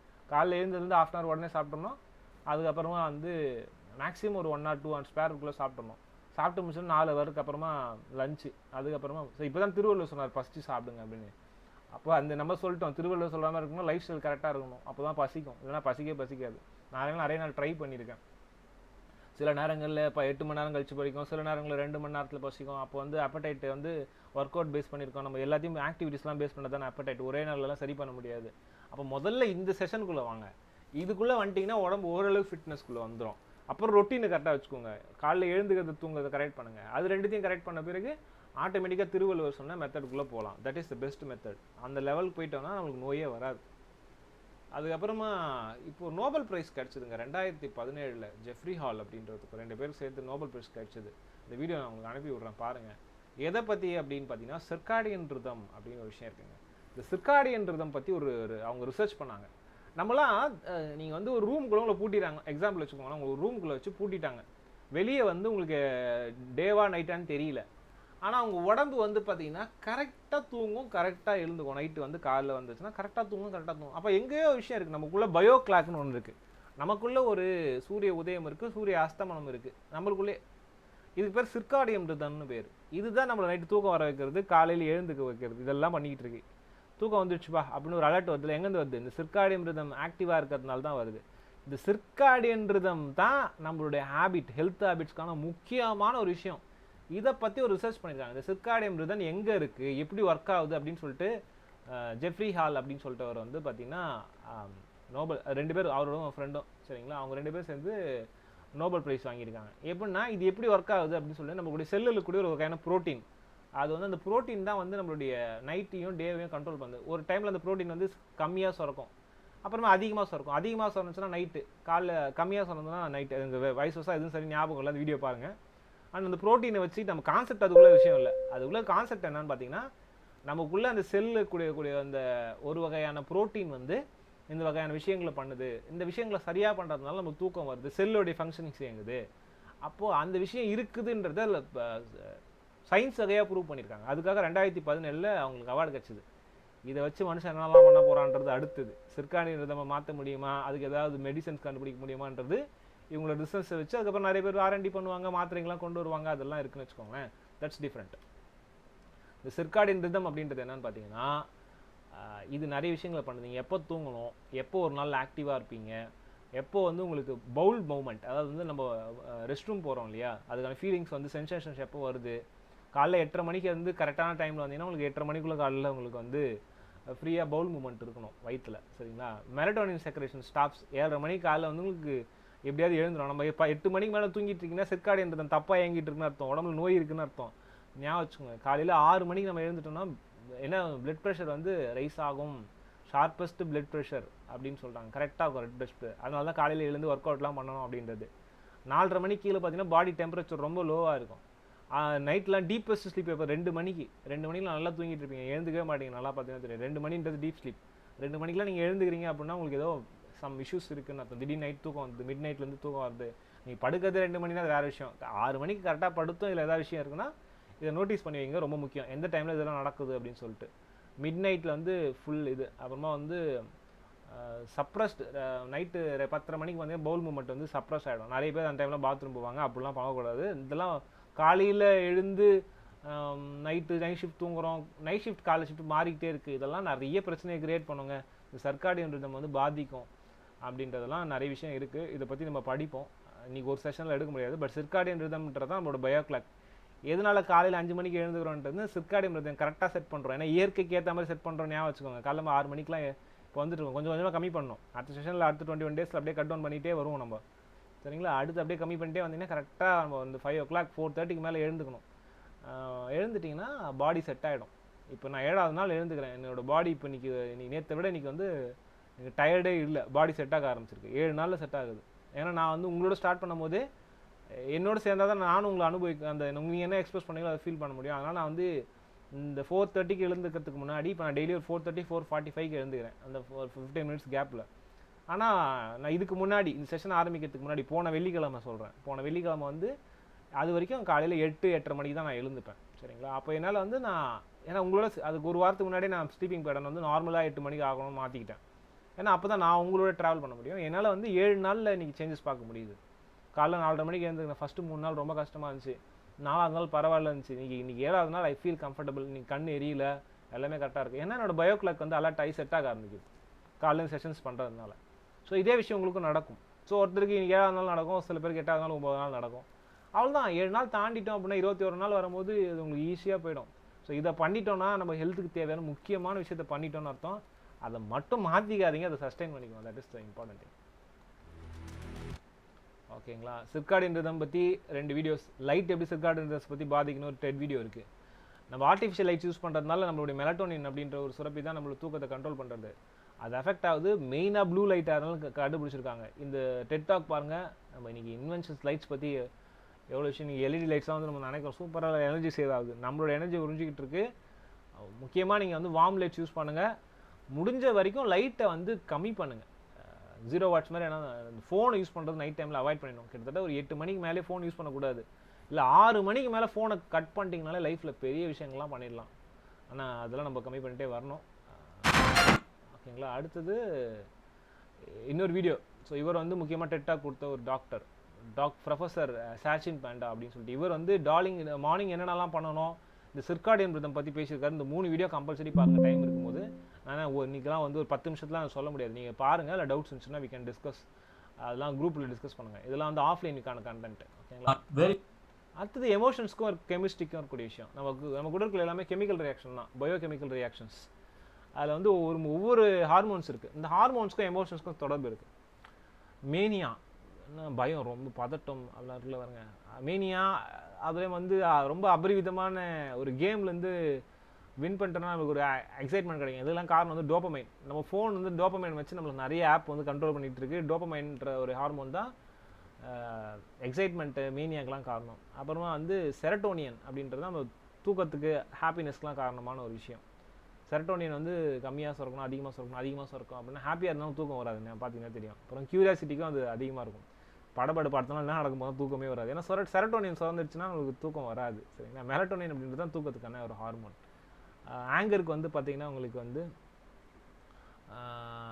நாட்ரியானலின், பெரியான் ப்ரொனவுன்ஸ் பண்ண தெரியல, அந்த நேம் போட்டிருக்கு பார்த்துக்கோங்க. சரிங்களா? அது நம்ம டாக்டர்ஸ் தான் எக்ஸாக்டாக சொல்லுவாங்க. சில விஷயம் இந்த எண்டோமார்ஃபின்ஸ், ஆக்சிடாசின், செரட்டோனின், டோபமைன் இதெல்லாம் கேள்விப்பட்டது.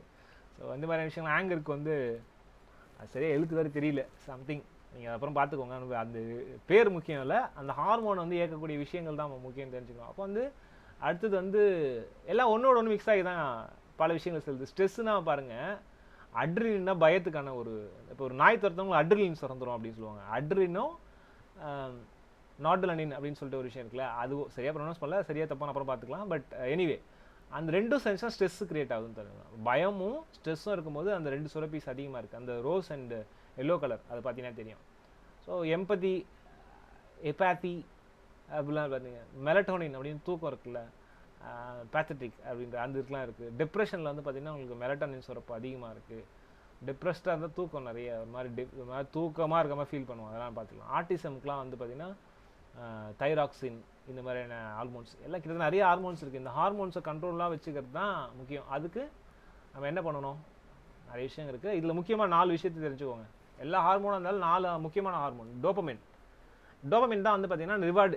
நம்ம வந்து ஒரு டாஸ்க்கு கம்ப்ளீட் பண்ணால் டோபமைன் சுரக்கும். சூப்பர்ப்பா அப்படின்னு. அதுதான் ரிவார்ட்ஸ்னு பற்றி நம்ம நேற்றே பார்த்தோம் ஹேபிட் ஃபார்மிங்கில். டோபமைன் தான் உங்கள் மைண்டில் வந்து ஒரு ஹேபிட்டை ஃபார்ம் பண்ணுறது. அவங்களுக்கு பிடிக்க வைக்கிறது, உங்களுக்கு பிடிச்ச ஃபுட்டு விரும்பி சாப்பிட்றது, ரிவார்டிங் எதுலாம் உங்களுக்கு பிடிக்கும் அந்த மாதிரி விஷயம்லாம் டோபமின்னால உங்களுக்கு கிரியேட் ஆகுது தான். ஆக்சிடாசின் அப்படின்றது லவ் ஹார்மோன். இன்னைக்கு இந்த ஆக்சிடாசின் என்ன தான் பண்ணுறாங்க, இந்த மாட்டுக்கெலாம் வந்து கண்ணுக்குட்டி போட்டால் தான் பால் சுரக்கும். ஏன்னா ஆக்சிடாசின் திறந்தால் தான் பால் சுரக்கும். இது வரலன்றதுனால இன்றைக்கி என்ன பண்ணுறாங்கன்னா மாட்டுக்கு ஆக்சிடாசின் ஊசி போட்டு பால் கறக்குறாங்க. இந்த பால் ரொம்ப ரொம்ப கெடுதல். அந்த பாலில் அந்த ஆக்சிடாசின் இருக்கும். இந்த ஆக்சிடாசின்னால வந்து ஏர்லி ஏஜ் பியூபர்ட்டி வருது. ரொம்ப சிறந்த பெண்கள் வந்து மாதவிடாய் வந்து ரொம்ப சீக்கிரமே வந்துடுதுன்னு சொல்கிறாங்க. இது வந்து உடல்நிலையில் பெரிய மாறுதல், பருவகால மாற்றங்களை ஏற்படுத்துன்னு சொல்கிறாங்க. வெயிட் போடுறதுலேயே ஓவர் வெயிட்டுக்கெலாம் முக்கியமான ஒரு காரணம். நீங்கள் அதனால் சாப்பிட்ற பாலில் ஊசி போட்டு கறக்குறாங்களான்றது தெரிஞ்சுக்கோங்க. பாக்கெட் பால்லெல்லாம் கொஞ்சம் இது கண்டுபிடிக்க முடியாது, பட் எப்படியும் வேணால் கறக்கலாம். அது நிறைய ஃபில்ட்ரேஷனில் போயிடணும். முடிஞ்ச வரைக்கும் பால்ன்றது ஒரு ஆபத்தான உணவு. அது சரியான பாலாக கிடைச்சுன்னா இட்ஸ் அமிர்தம். சரியான பாலாக கிடைக்கலன்னா பால் வந்து ஒரு அவ்வளோ அதுக்குள்ளே நிறைய அரசியல் இருக்குது பாலை பற்றி, சரிங்களா? நிறைய புத்தகங்கள் இருக்குது, படிங்க. மில்க் வந்து ப்ரோட்டீனுக்கான சோர்ஸ் தான், ஆனால் சரியான சோர்ஸாக இருக்கணுன்றதை மறந்துடாதீங்க. அப்புறம் செரட்டோனின் மூட் ஸ்டெபிலைசர். அதாங்க சன்னோட எக்ஸ்போஷர்னால தான் செரட்டோனின் சுரக்கும். சன்னில் வந்து நம்ம எக்ஸ்போஸ் ஆகணும். காலையில் எழுந்தோம் வெளியே போனோம், நம்ம குரூப்பில் உட்காந்து சிஸ்டம் பார்த்து பண்ணிகிட்டு இருக்கோம். ஆனால் அந்த 21 days கழிச்சு நம்ம அது கொஞ்சம் கொஞ்சமாக அந்த ஹேபிட்ஸ் வந்த பிறகு நம்ம மாற்றிக்கணும். கம்ப்யூட்டர் முன்னாடி ஒர்க் ஆகக்கூடாது. நான் வந்து வார்ம் லைட்ஸ் போட்டு உட்காந்துட்ருக்கேன், அதனால் எனக்கு கொஞ்சம் பரவாயில்ல. நீங்களும் அதை ஃபாலோ பண்ண இருந்தீங்க. வார்ம் லைட்ஸ் கொண்டு வாங்க. சிஸ்டம் யூஸ் பண்ணிங்கன்னா வார்ம் மோடுக்கு போய்ட்டுருங்க. ஃபோனில் வார்ம் மோடு போட்டுவாங்க, அவ்வளோ பெருசாக அஃபெக்ட் பண்ணாது. இல்லைனா yellow colour filter, yellow colour cover paper இருக்கும், அதை வாங்கி இந்த எல்லோ கலர் ஒட்டிடுங்க. அது ஒட்டிட்டிங்கன்னா நிறைய இடங்களில் ஃபோனாக இருந்தாலும் சரி மற்ற விஷயத்துலையும் சரி உங்களுக்கு வந்து பெருசாக வந்து அஃபெக்ட் ஆகாது. நைட் டைமில் மட்டும் அது யூஸ் பண்ணிக்கோங்க. எல்லோ கலர் நீங்கள் இது கவர் மாதிரி இருக்கும், அது மேலே போட்டிங்கன்னா நீங்கள் ஏன்னா டிவி பார்க்குறீங்கன்னா அந்த மாதிரி பாருங்கள். சரி, தட்ஸ் ஃபைன். டிவியில் இந்த மோடு இருக்குது, ஸ்லீப் மோடு இந்த மோடுன்னு இருக்கும். ஆக்சுவலி வார்ம் மோடுன்னு இருக்கும், ரீடிங் மோடுன்னு இருக்கும். சிலதில் வந்து ஐ கம்ஃபோர்ட்னு போட்டிருப்பாங்க, அந்த மோடு வச்சுக்கோங்க. அது வந்து வார்ம் லைட்டு கொடுக்கும். அதனால் இந்த ப்ளூ லைட் சுரக்காதனால இந்த மெலட்டோனின் சுரப்பு வந்து உங்களுக்கு ஸ்டெபிலைஸ் ஆகும். மெடிடேஷன் பண்ணிங்கன்னா செரட்டோனின் சுரக்கும். அதனால தான் மெடிடேஷன் பண்ணப்போ பல பேர் தூங்கிடுவீங்க, ஏன்னா செரட்டோனின் சுரக்கும் அப்படின்றதுனால தான். செரட்டோனினுடைய கம்மியாகுன்றதுனால மெடிடேஷனில் ஃபஸ்ட்டு பண்ணும்போது தூக்கம் வராமல் ஃபீலிங் இருக்கும். படிக்கும்போது கூட இது அதிகமாக இருக்கும், சரிங்களா? ஒரு விஷயத்தில் ஃபோக்கஸ் பண்ணும்போது செரட்டோனின் அப்படின்ற ஹார்மோன் வந்து முக்கியமான ஒரு விஷயம். இது வந்து சில பேருக்கு எக்ஸ்போஸ் ஆகிருக்காது, அதனால தான் அவங்களால படிக்க முடியாது, சரியாக தூங்க முடியாது, மெடிடேட் பண்ண முடியாது. நீங்கள் மெடிடேஷன் பண்ணும்போது செரட்டோனின் வந்து கரெக்டாக ஆகிடும். அதுக்கப்புறம் மற்ற விஷயங்கள்லாம் கரெக்டாக நடக்கும். எண்டோமார்ஃபின் அப்படின்னா ஒரு பெயின் கில்லருங்க. சிரிக்கும் போது வலி மறப்போம் இல்லையா, அது என்ன எண்டோமார்ஃபின்ஸ் இருக்கும். உங்களுக்கு ஏதாவது பெயின்ஃபுல்லான உடம்புல வலி இருக்குன்னா சிரிக்கிற மாதிரி படங்கள் பாருங்கள், சிரிங்க, பாட்டு கேளுங்க, எக்ஸசைஸ் பண்ணுங்கள். எக்ஸசைஸ் பண்ணாலும் எண்டோமார்ஃபின்ஸ் இருக்கும், பெயின் கில்லர். அப்புறம் டார்க் சாக்லேட் சாப்பிட்டாலும் இது உண்மையான சாக்லேட் கசக்கும், சாக்லேட் சாப்பிட்டீங்கன்னா அந்த மாதிரியான அதில் வந்து எண்டோமார்ஃபின் சுரக்கிறதுக்கான விஷயம் இருக்குது. எசென்ஷியல் ஆயில்ஸ்னு சொல்லுவாங்க, அந்த எசென்ஷியல் ஆயில்ஸ்லேயும் வந்து சாப்பிட்டீங்கன்னா அந்த எண்டோமார்ஃபின் வந்து சுரக்கும். இது நாலுத்தையும் யார் ஒருத்தர் கரெக்டாக வச்சுக்கிறாங்களோ, லவ் அப்படின்னு ஆக்சிடாசின், டோபமின் வந்து ரிவார்ட்ஸு, ஒரு விஷயத்தை அக்காம்ப்ளிஷ் பண்ணும்போது வர்றது. இல்லை கேம்லலாம் ஏன் விளையாடிட்டு இருக்கீங்கன்னா கேமில் வின் பண்ணும்போது டோபமின் சுரக்கும். அதே மாதிரி வாட்ஸ்அப் யூஸ் பண்ணும்போது டோபமின் சுரக்கும். இதெல்லாம் ஒரு டோபமின் ஹைக் வர்றதுனால நம்ம அதில் அடிக்ட் ஆகும். ஸோ அடிக்ஷனுக்கு வந்து டோபமின் காரணம், ஆக்சிடோசின் லவ்வுக்கான காரணம், செரட்டோனின் அப்படின்றது நம்மளோட தூக்கம் மற்ற விஷயங்களுக்கு நம்மளுடைய மூடுக்கான காரணம், மூட் ஸ்டெபிலைசர். அப்புறமா பெயின் கில்லர் அப்படின்றது எண்டோமார்ஃபின். வலி இருக்குன்னா நீங்கள் சிரிக்கிற மாதிரியான விஷயங்கள் பண்ணால், நிறைய சிரிக்கணும், ஃப்ரெண்ட்ஸோடு இருந்தீங்கன்னா எண்டோமார்ஃபின் சுரக்கும். இது 4 ஹார்மோனை எவன் ஒருத்தன் கரெக்டாக வச்சுருக்கானோ அவன் மனசு நல்லாயிருக்கும், ஓகேங்களா? இவ்வளோ ஃபீலிங்ஸ் இருக்குது, happy, hungry, sad, frustrated, sneaky, scared, surprise, shy, bossy, sleepy, embarrassed, mean, proud, nervous, silly, disappointed, confused, impatient, curious, kind, இந்த மாதிரி எக்ஸைட்டடு, கிரம்பின்னு நிறைய இருக்குது. இவ்வளோ உணர்வுகள் இருக்கக்கூடிய ஒரு மனிதன் மனதில் இதெல்லாம் எது கண்ட்ரோல் பண்ணுது? ஹார்மோன்ஸ். ஹார்மோன்ஸ் தான் மனசுக்கான ஒரு அவுட்டர் ஃபேக்டராக இருக்குது. ஹார்மோன்ஸ் உனக்கு மனசை பார்க்க முடியாது, பட் ஹார்மோன்ஸை நம்மளால் செக் பண்ண முடியும். ஸோ ஹார்மோன்ஸை வந்து கரெக்டாக வச்சுக்கணும்னா நம்ம ஏற்கனவே சொல்லக்கூடிய இந்த 4 பேஸாக வச்சு அடிப்படையாக வச்சுக்கணும். இதுக்கு வந்து life style essential. Life style தான் ஹார்மோனை டிசைட் பண்ணணும். மாத்திரை போட்டு ஹார்மோனை கண்ட்ரோல் பண்ணுறது இன்ஹெல்தி. அதுதான் நம்ம ஊரில் இந்த ஹார்மோன்ஸ் எப்படி கண்ட்ரோல் பண்ணுறோன்னு தெரியுமா? ஆக்சுவலாக இன்னும் கிட்டத்தட்ட 7 மணி ஆகிடுச்சோம். கண்டினியூ பண்ணலான்னா ஒரு தம்ஸ் அப் போடுங்க. கண்டினியூ பண்ணலாமா? Thumbs up, yes. நம்ம ஊரில் இந்த ஹார்மோன்ஸை கண்ட்ரோல் பண்ண தெரியாமல் தப்பாக பயன்படுத்திட்டு இருக்கோம், சரிங்களா? என்ன பண்ணுறோம் அப்படின்னா, இந்த பாட்டு கேட்டு பாருங்களேன். ஆசை 100 வகை வாழ்வில் 100 சுவை வா, போதும் போதும் என போதை சேர்ந்து வரவா. இந்த பாட்டு கேட்டிருப்பீங்கன்னு நினைக்கிறேன். இப்போ நம்ம மனுஷன் வந்து இன்னைக்கு எப்படி இருக்கான் அப்படின்னா எமோஷன்ஸை கண்ட்ரோல் பண்ணும்போது டோபமைனோ ஆக்சிடோசினோ இருந்தால் போதும் லைஃப்பில். செரட்டோனின் பற்றில கவலைப்படுறது இல்லை, செரட்டோனின் எண்டோமார்ஃபின் பற்றில கவலைப்படுறது இல்லை. எப்போ ஆசை 100 வகை. ஆசை நம்ம எதை பற்றி பேசுகிறோம்? Dopamine effect. ஆக்சிடோசின், மெயினாக ஆக்சிடோசின். ஆக்சிடோசினை மட்டும் பேஸாக நீங்கள் வந்து வச்சுருந்தீங்க லைஃப்பில், ஆக்சிடோசினே மட்டுமே வச்சு செலவு பண்ணிட்டு இருந்தீங்க வச்சுக்கோங்களேன், வாழ்வில் 100 சுவை, போதை, போதும் போதும் போதை வேணுமா அப்படி இருக்கணும்னு சொல்லிட்டு அந்த பாட்டில் இந்த வரிகள் வரும். அப்படி தான் நம்ம நிறைய பேர் லைஃப்பை லீட் பண்ணிக்கிட்டு இருக்கோம். இப்படி பண்ணிங்கன்னா என்ன ஆகும்னா செரட்டோனினும் எண்டோமார்ஃபினும் காலி. இது ரெண்டுமே இல்லைன்னா உடம்பு போயிடும். இதெல்லாம் அடிக்ஷன் சொல்லுவோம். இந்த அடிக்ஷனுக்குள்ளே மாட்டிங்கன்னா முடிஞ்சுது. தூண்டில் மில்லு மாதிரி நான் இருக்கணும் வள்ளுவர் சொல்லிட்டாரு. நல்லா இருக்கும், போய் கவிட்டிங்கன்னா வெளியே வர முடியாது. Drugs, alcohol, gambling, dopamine effect, gambling, video game, dopamine, caffeine, nicotine, smoking, வெளியே வர முடியாது. ஏன்னா அது வந்து ரிவார்டு கொடுக்கும், டோபமைன் செக்ரிகேஷன் இன்க்ரீஸ் பண்ணும். டோபமைன் இன்க்ரீஸ் ஆக்சுவலி நீங்கள் அடுத்த வாட்டி அந்த வேலையை தான் பண்ணுவீங்க. ஒரு நாய்க்கு பிஸ்கெட் போட்டிங்க, ஒரு 4 நாள் போயிட்டீங்க, 5ஆவது நாள் ஆட்டோமேட்டிக்காக வரும் நாய். ஏன்னா அந்த நாய்க்கு வந்து நம்ம வந்து டோபமைன் எஃபெக்ட் கொடுக்குறோம். ரிவார்டு கிடைக்குதுடா டெய்லி, ரிவார்டு கிடைக்க டோபமைன் செக்ரேட் ஆகும். டோபமைன் முக்கியமான ஒரு விஷயங்க. ப்ரிஸ்கிரிப்ஷன் ட்ரக்ஸு, மாத்திரைகள், அது கூட அடிக்ஷன். மாத்திரை கூட அடிக்ஷன். மாத்திரை மருந்து போட்டுக்கிட்டே இருந்தால் நல்லா இருக்கும்னு நினைப்பாங்க. சில பேர் வைட்டமின் மாத்திரைலாம் போட்டுக்கிட்டே இருப்பாங்க, அதெல்லாம் டேஞ்சரஸ். ஷாப்பிங் அடிக்ஷனுங்க. லேடிஸ்லாம் கேட்டீங்கன்னா நிறைய லேடிஸ்னில் பொதுவாக சொல்லுவாங்க, பொதுவாக ஜென்ரலாக சொல்கிறேன். ஷாப்பிங்கிறது ஒரு அடிக்ஷன் மாதிரி. ஷாப்பிங் பண்ணால் சில பேர் நல்லா ஃபீல் பண்ணுவாங்க. வீட்டில் ஹாப்பியாக இருக்கணும், ஷாப்பிங் கொண்டு போகணும், இதெல்லாம் பார்ப்போம். ஷாப்பிங்கிறது அடிக்ஷன். அடிக்கடி ஏதாவது அமேசானில் ஆர்டர் பண்ணிக்கிட்டே இருப்போம். எதனால? அது பண்ணிங்கன்னா டோபமைன் செக்ரிகேட் ஆகும், ரிவார்டு. இது வாங்கினா நல்லா இருக்கும்ல அப்படின்னு. அப்புறம் செக்ஷுவல் தாட்ஸ், அது கூட ஒரு அடிக்ஷன். ஏன்னா ஆக்சிடோசின் சுரக்குது இல்லையா? ஸோ அது. ஃபுட்டு, ஆக்சிடோசின் அண்டு டோபமைன் ரெண்டுமே கிரியேட் ஆகும் ஃபுட்டில். ஃபுட் அடிக்ஷன் நல்ல அடிக்ஷனே கிடையாது, வெயிட் போட்டுரும். இன்டர்நெட் மிகப்பெரிய அடிக்ஷன். இந்த 10 அடிக்ஷனில் ஏதாவது ஒரு அடிக்ஷன் கூட இல்லாமல் இருப்பீங்களா? யோசிச்சு பாருங்கள். எல்லாருக்குமே வந்து ஒரு அடிக்ஷன் கண்டிப்பாக இருக்கும். அட்லீஸ்ட் இன்டர்நெட் அடிக்ஷனாவது இருக்கும், வேறு எந்த அடிக்ஷனும் இல்லைன்னா. ஃபுட் அடிக்ஷன், இன்டர்நெட் அடிக்ஷன்லாம் ரொம்ப காமன், ரொம்ப லீஸ்ட் இன் லிஸ்ட்டு. சில பேர் வீடியோ கேம் பைத்தியமாக இருப்பாங்க, கேம்பிளிங், ஏதாவது ஒரு அடிக்ஷன் இருக்கும். எல்லா அடிக்ஷனும் இருக்குது சார் எனக்கு அப்படின்னீங்கன்னா முடிஞ்சது லைஃப்னு அர்த்தம். இந்த அடிக்ஷன்லேருந்து தான் வெளியே வரணும்.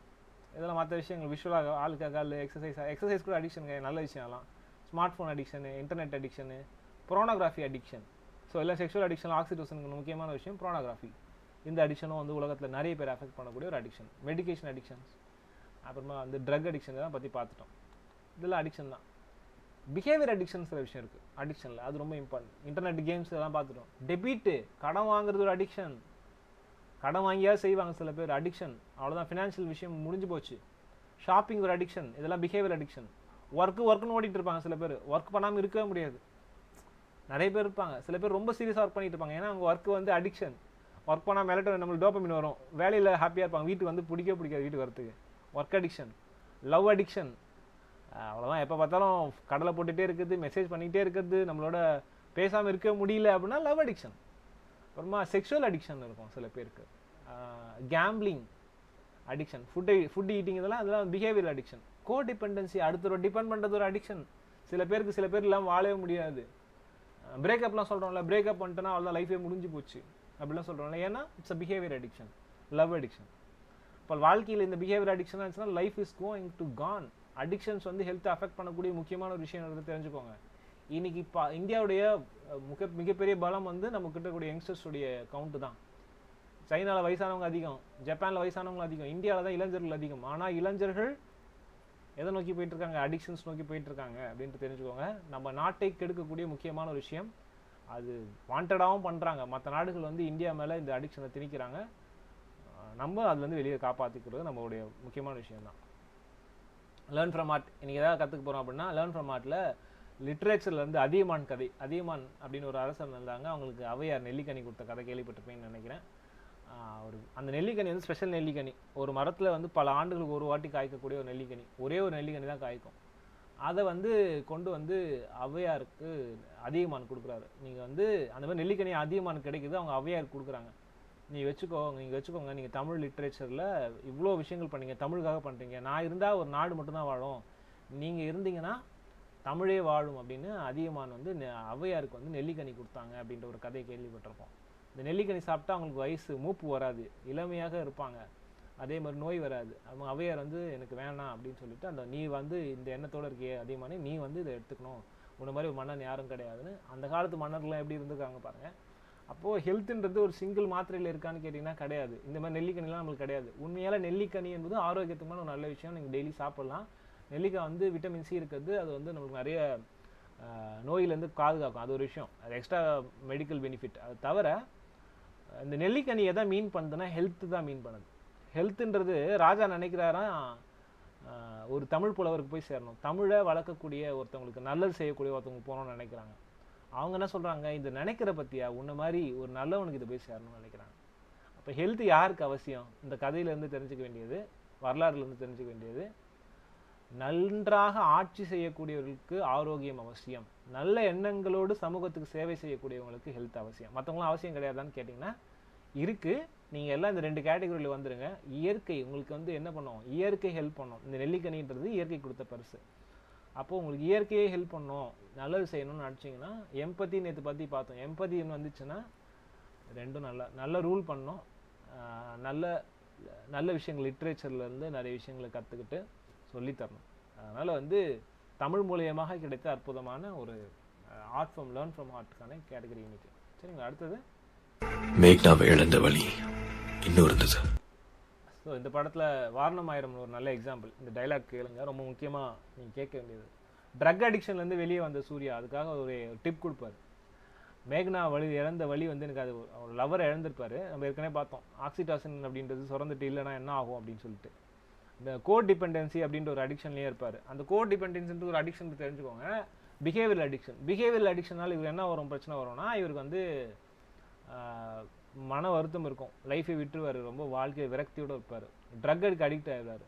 ட்ரக் அடிக்ஷன்லேருந்து வெளியே வரதுக்காக ஒரு ஒரு பையன் காணாமல் போயிடுவான், அவனை கண்டுபிடிக்கிறதுக்காக ஒரு காசுக்காக, நல்ல காசுக்காக மறுபடியும் வந்து என்ன பண்ணுவார்னா ஒரு விஷயம் ஆக்டிவிட்டி ஆரம்பிப்பார். அப்போ வந்து ஜிம்முக்கு போகிற விஷயத்தை ஆரம்பிப்பார். ஃபிட்னஸ் கான்சன்ட்ரேட் பண்ணுங்கள், உடம்புல கான்சன்ட்ரேட் பண்ணிங்கன்னா பாடி பெயின் வந்து எண்டோமார்ஃபினை கிரியேட் பண்ணும். அதுதான் ஆக்சுவலாக இருக்காங்க. நான் மெடிக்கல் டேர்ம்ஸில் பேசுகிறேன். எண்டோமார்ஃபின் கிரியேட் ஆச்சுன்னா பெயின் வந்து மறந்துடுவீங்க, பெயினை மறக்கணும்னா எக்ஸசைஸ் பண்ணுங்கன்னு அப்படின்னு ஒரு டிப் கொடுத்துருப்பாரு. வாரணமாயிரம் படத்துலேருந்து இந்த டைலாக் இருக்கும். இது வந்து லேர்ன் ஃப்ரம் ஹார்ட்லேருந்து நம்ம எடுத்துக்க வேண்டிய முக்கியமான ஒரு லேர்னிங். அப்படின்னு ஒரு படம் இருக்கும், முக்கியமான ஒரு படம், கட்டிப்பிடி வைத்தியம்லாம் நமக்கு சொல்லிக் கொடுத்த படம். நிறைய விஷயங்கள் முக்கியமாக இந்த படம். இது வந்து எப்படிங்க பார்த்தீங்கன்னா ரியல் லைஃப்லேருந்து எடுத்த படம். ஆனால் இது ரியல் லைஃப்ன்றது தமிழ் படம் கிடையாது. இதான ஒரிஜினல் மூவி வந்து பார்த்தீங்கன்னா பேட்ச் ஆடம்ஸ் அப்படின்ற ஒரு படம். இந்த படம் வந்து பார்த்தீங்கன்னா உங்களுக்கு வந்து ஒரு பேட்ச் ஆடம்ஸ்னு ஒரு பர்சன், அவர் வந்து உண்மையாக லைஃப்பில் ஃபீல் பண்ண ஒரு விஷயம்.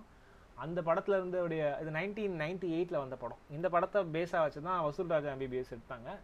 நம்ம ஊருக்கு ஏற்ற மாதிரி இருக்கும் வசூல் ராஜா MBBS. இந்த படமும் பேட்ச் ஆடம்ஸ் படம் வந்து ஜியோ சினிமாஸில் இருக்குது. இன்றைக்கி நான் மூவி ரெக்கமெண்டேஷனில் கொடுக்குறது வந்து இந்த படம். ஸோ இதை வந்து நம்ம லேர்ன் ஃப்ரம் ஆர்ட்லேருந்து எடுத்துக்கோங்க. இந்த படம் பாருங்கள்.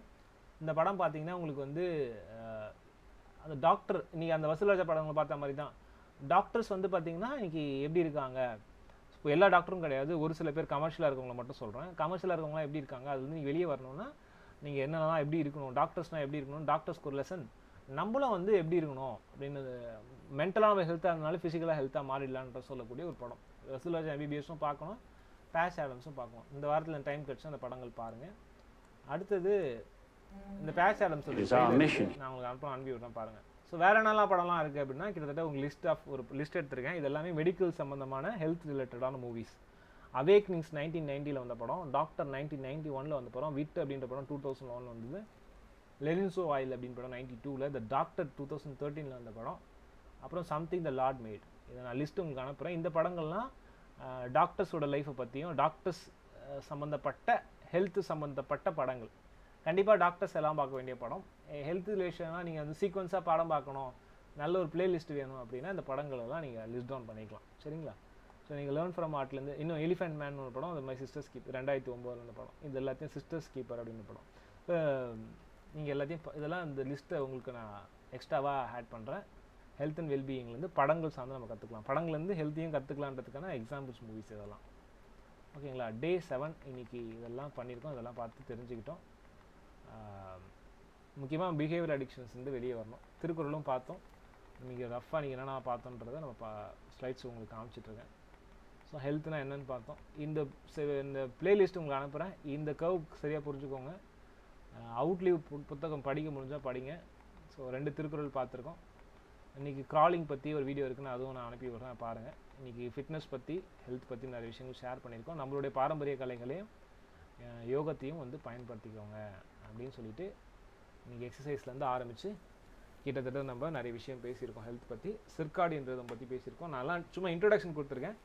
இது எல்லாத்தையும் படிச்சிங்கன்னா சிர்காடியன் ரிதம், ஹார்மோன்ஸு, பாடியோட இயக்கம், இது எல்லாத்தையும் பற்றி படிச்சிங்கன்னா நம்ம நிறைய விஷயங்கள் தெரிஞ்சுக்கலாம். இதெல்லாம் அவசியமாக தெரிஞ்சுக்கணும். ஏன்னா உடல் தான் அடிப்படை. உடல் அடிப்படை இல்லைன்னா நீங்கள் எதுவுமே சுவர் இருந்தால் தான் சித்திரம் வரைய முடியும்னு சொல்லுவாங்க. அதனால் health is the best thing.